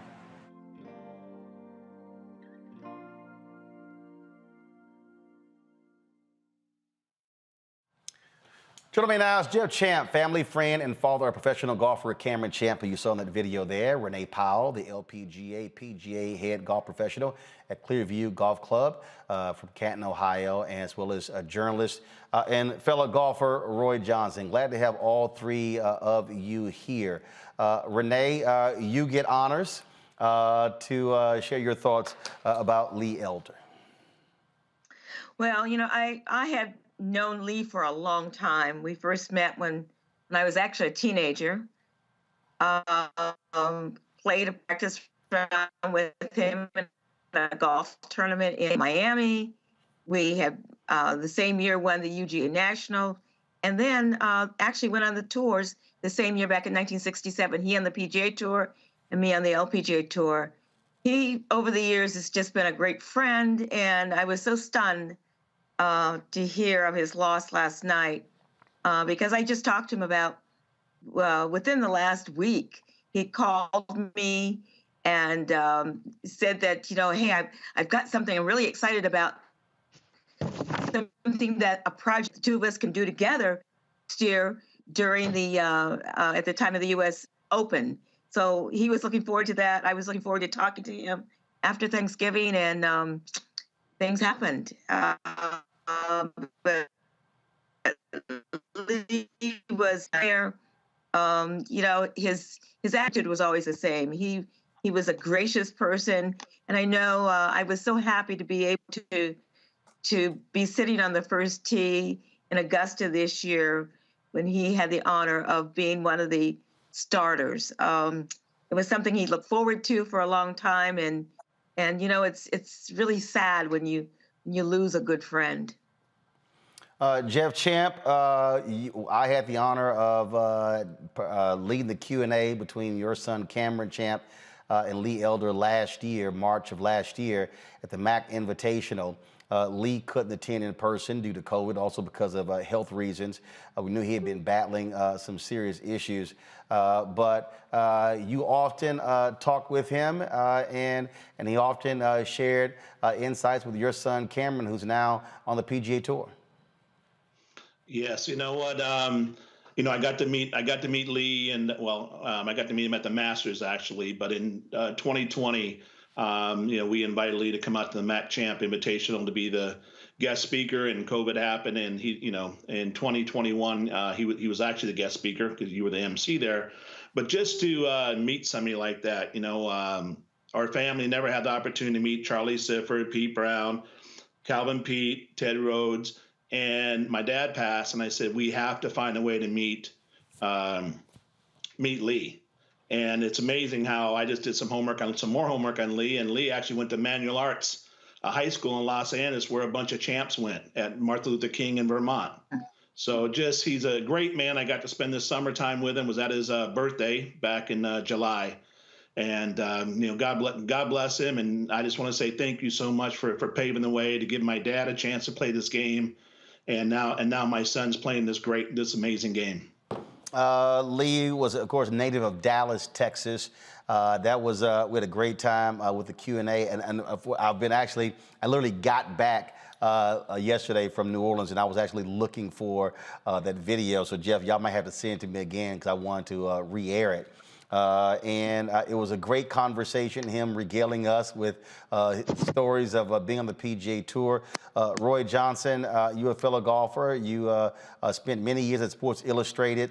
Of course, talking to many athletes, and Lee Elder certainly was a groundbreaker. Roland, on days like this, it is easy to think about the unique and sort of twisted, complicated history that African Americans have had with the sport of golf. Of course, every sport refused to allow us to play for a certain period of time. But with golf, it was a little different. Certainly, they had a Caucasian-only clause on the PGA Tour up until 1961. But at the same time, they allowed us to caddy. They only allowed us to carry bags. So it was different than baseball and football, where we really weren't on the field at all. It was a tease. Golf teased us by allowing us on the field, but not allowing us to play. Of course, there's the United Golf Association, the UGA, which was a ground for the development of a lot of black golfers, including Lee Elder and others, and they were able to utilize and hone their games just as blacks were in the Negro leagues and other leagues. And so it's important for us to recognize that in this particular sport, not only were we excluded, but we were treated in a way that was really second class. And so to honor someone who was groundbreaking, who was a pioneer, who endured things similar to Jackie Robinson, similar to Hank Aaron, the hate mail, when he won his first tournament and qualified for the Masters.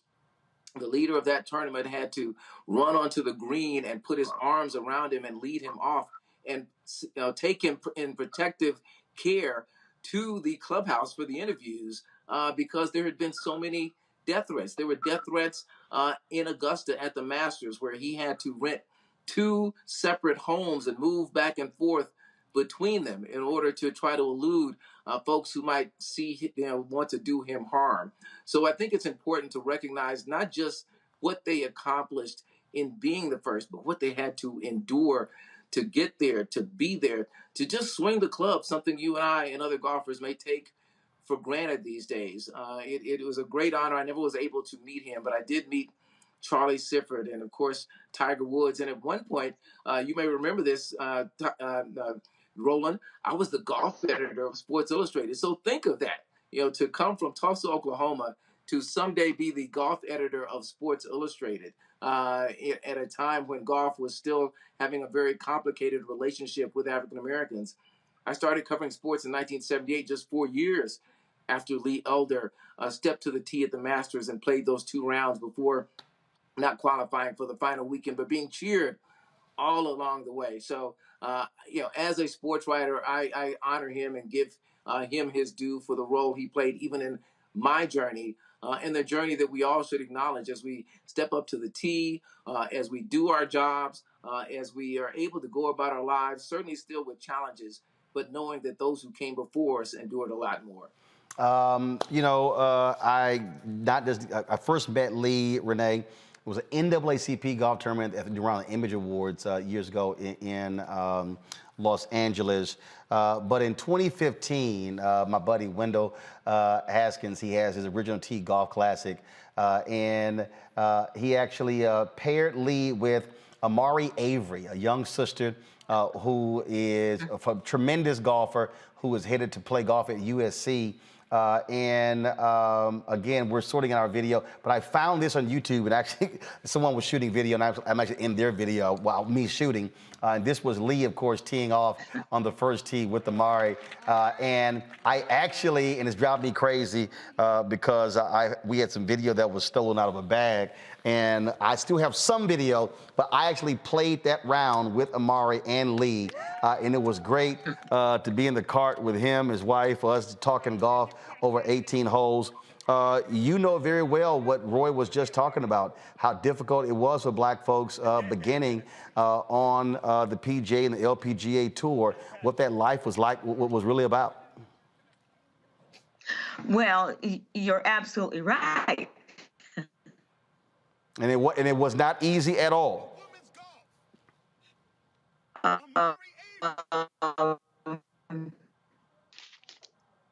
You know, it was back in 1967. So while he had a challenging time on the PGA Tour, I also had a challenging time on the LPGA Tour. The big difference was, though, that the LPGA never had a Caucasian-only clause that they had to break down. But you know, just being out there and at least, you know, during the I know in the 70s there were few more. I think we're Renee, hold tight 1 second because we're losing your signal. 1 second, Renee, we're losing your signal. We're going to get your signal straight because it's breaking up there. So y'all let me know when we have Renee fully back. Jeff, I want to go to you. How important was it to have a Lee elder share words of encouragement with Cameron and other black golfers, and for them to be able to talk to him and know him and his history? You know, it was so powerful. You know, just to see all the brown and black kids, you know, in a room together, and to hear what Lee went through, and you know, Lee's a character, and all the perseverance and everything that he went through, is always going to help these young golfers. And one of the things, you know, including Cameron, you know, we were always the only blacks at a golf tournament. And so to hear it from Lee, and then to hear it also from us, and telling these kids, you know, and to have that many kids at one golf tournament, 108 brown and black kids, it was just amazing, you know. And you know, Lee told me he was coming back again this year. He's coming back, and so God bless him. And you know, again, I want to give my condolences to Sharon and the entire family. Do we have Renee's signal fixed? All right, Renee, go ahead. Can you hear me? Yes, we can. Go ahead. Okay. What I was saying is that, you know, we all had challenges back in those days, and certainly Lee met those challenges, and to be able to watch him come through it all, to be able to watch him at Augusta this year was absolutely wonderful. Roy, when we think about Charlie Silford, I got a chance to meet him when he was celebrated here with the Medal of Freedom here in D.C. When you think about Teddy Rhodes, when you think about you know, James Black, you think about, I mean, all those cats. I remember talking to James and meeting Calvin Pete and them talking about what it was like to be on tour, and they had to travel with their pots and pans and cooking for each other because they couldn't go into restaurants. Feces being placed in golf holes, so they reached down and grabbed their ball, having to deal with that, and just all of the indignities just to be able to play a game. And so when I love when people talk about the greats of golf, or the greats in any sport, and I always say, frankly, anything up until the mid-'70s should have an asterisk next to it because the black athlete did not have the same opportunity. And so when you hear these greats, The reality, we talk about who won X number of majors and X number of tournaments. Well, the black folks had the freedom to be fully free Americans and play in the NCAA and play college football and basketball and golf and these sports. You may very well be talking about a Charlie Sifford or Teddy Rhodes or Pete Brown or a Lee Elder with multiple major winners and far more wins if they did not have to deal with the reality of being black playing. Oh, there's no question, Roland, that every sport should have an asterisk to it for anything that transpired before the 1960s because of that, what you just absolutely said, because it was not a level playing field. It wasn't even a field that we were allowed to participate. When I think about what the athletes that you mentioned in golf endured, I think about cooperation, camaraderie, and endurance. I mean, the camaraderie and cooperation they had to have with each other to lift each other, because they were all going through these unbelievable circumstances that too many have forgotten about. And I'm glad today that we have the opportunity to remind people that it wasn't just about playing the game. It was about enduring and surviving, even more so than maybe some of the people in team sports. And again, this is, and Jeff could speak to this, this is an individual sport. We're at the end of the day, the beginning of the day. It's just you on that tee. You don't have a team. You don't have team. You don't have teammates. You don't have coaches. It's you and that tee and that golf course. And so the fact that they had to endure that they still went on to perform at the highest level. Most of them, by the time they got to the PGA and got their card, were past their prime. So we didn't even see them really in their prime for the most part. But that's because they were excluded until 1961. So the fact that they were able to support each other and still endure and prosper at the highest level of the game is something that should be remembered and not forgotten. As we teach our histories, we teach all of our history, as every golfer on the tour should know the history of that sport, the good, the bad, and the ugly, so they can appreciate it every time they step up to the tee. Well, one of the things that, Renee and Jeff, is that one of the things that we can definitely say, anytime you saw Lee, even when he was battling his health issues, when he had the oxygen tank attached to him, you saw him at the Masters. We had to take a break at the Mac Invitational Q&A. Lee always had a smile on his face, and it was about joy. It was about joy, Renee, and he loved the game. He loves teeing it up, and I was joking with him big time. We're going to restream that tomorrow. I really want y'all to see the Q&A. When we first restreamed it, we had some audio issues, and so we're going to try to get that out to you. But that was the one thing. He always had a huge smile on his face, Renee. He did. He loved golf. And golf just made him happy. And it made him happy when he was able to do things with other people and for other people. I mean, he lived his life to play the game. He lived his life to be around others and to get them to enjoy the game of golf. I never saw Lee angry, ever.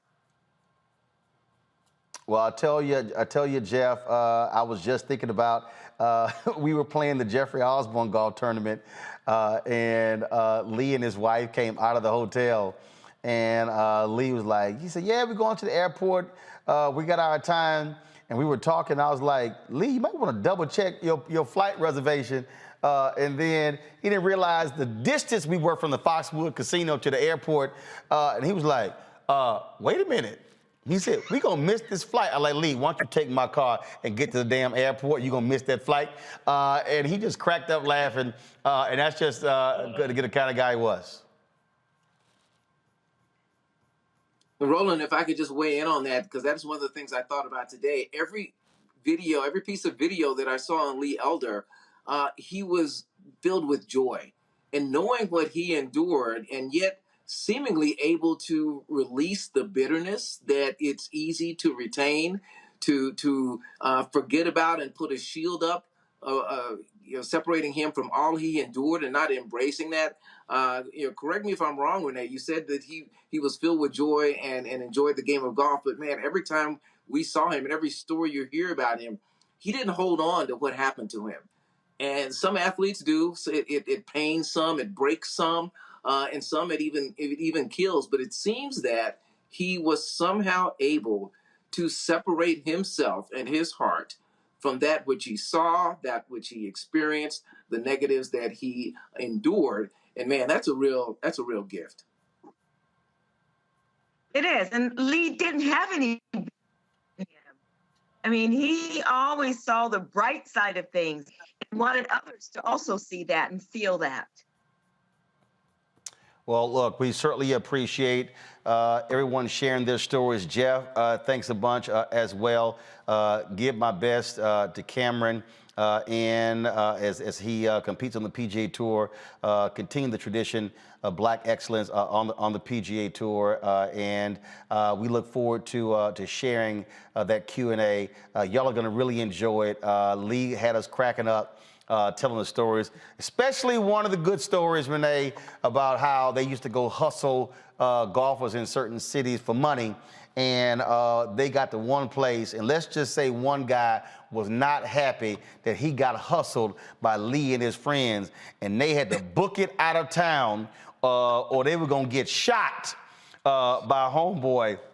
Y'all hear it was because Lee told me the story when we were playing. I was like, Lee, you got to retell that story to all the young golfers who were here who don't have to hustle like he and Lee Trevino did.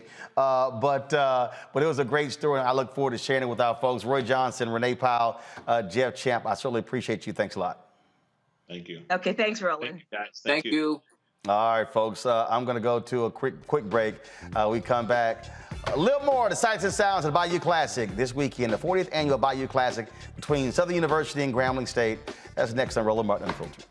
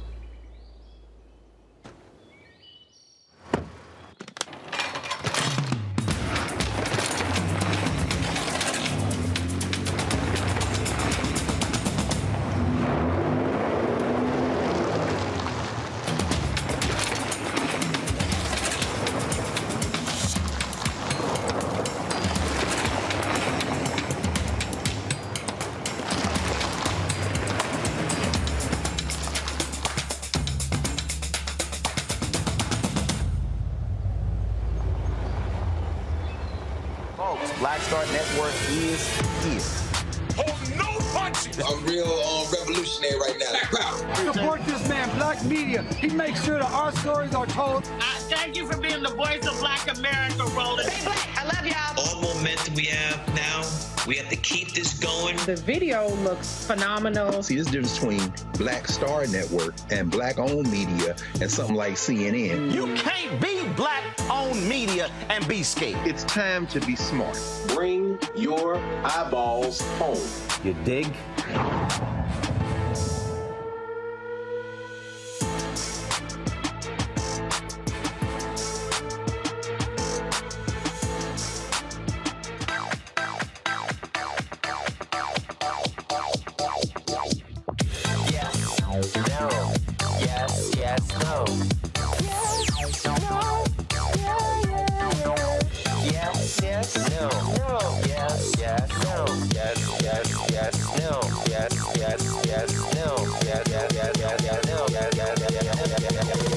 I need to try it first.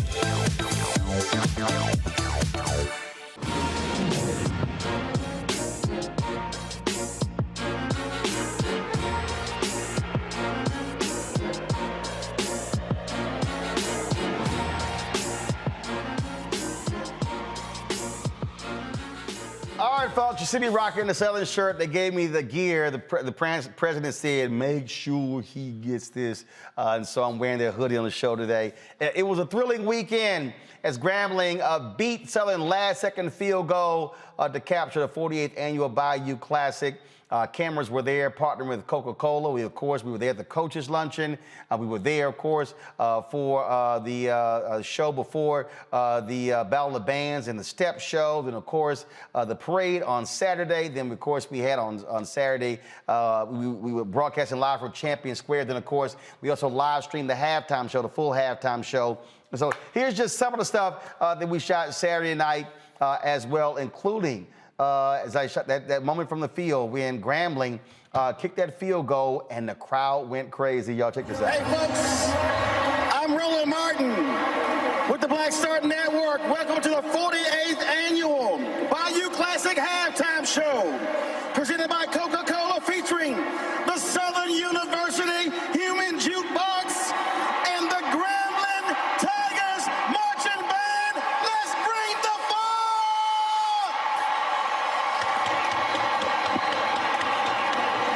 Mic check, one.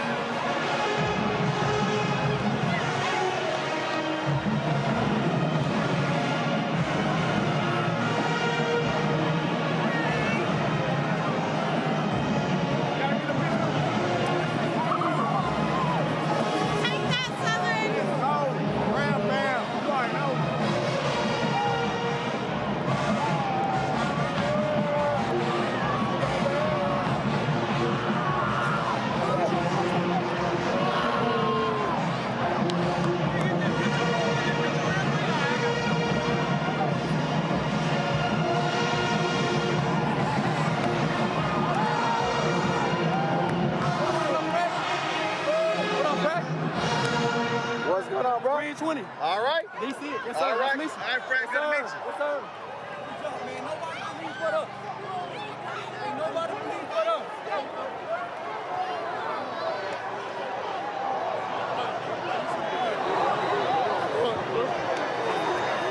This should save my life. This should save my life. How about I never play this shit again?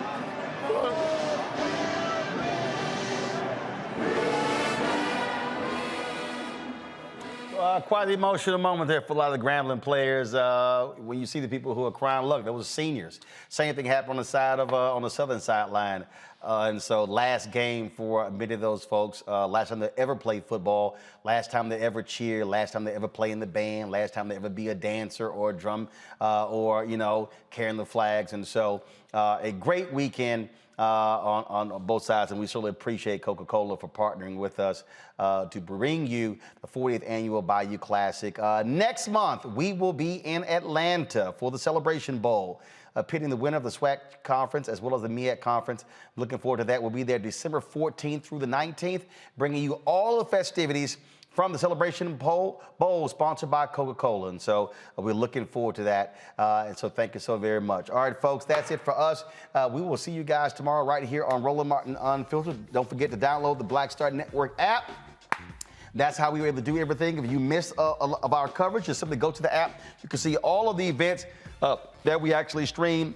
Download to your Apple iPhone, Android, Apple TV, Android TV, Roku, Amazon Fire TV, Xbox, and Smart TV. And of course, support our Bring the Funk fan club. Your dollars support what we do. Cash App, $RM Unfiltered. PayPal, R Martin Unfiltered. Venmo is RM Unfiltered. Zelle is Roland at RolandSMartin.com. All right, folks, that's it. I will see you tomorrow right here, Roland Martin Unfiltered on the Black Star Network. Yo, shout out to my niece, Lizzie. Happy birthday. Oh, hold up. Brother, I was in the airport. He watches this show. He's like, you're not going to forget? Like, bro, chill out. I'm not going to forget. And so he wanted me to give him a shout out. He is serves in the U.S. Marine Corps. And so I know I put it in our group me. So let me go ahead and pull that up so I wouldn't forget. Let's see here. If y'all see the name, y'all let me know. I posted on yesterday. And so we were flying back. He was asking me, did I enjoy the game? And I told him I certainly enjoyed the game very much so. And so he's like, man, can I get a shout out? Can I get a shout out? Was it Sergeant Lewis with, let's see here. Did I put it in here? I know I remembered. I know, y'all. I typed it in. Calm down. All right, hold on. Hold on, where did I put it? I put it over here somewhere. All right, Sergeant Lewis, U.S. Marine Corps. I told you I was gonna give you a shout out. All right, you got your shout out. All right. Told me I was gonna do it. All right, y'all, that's it. I'll see y'all right here, Roland Martin Unfiltered. Holla!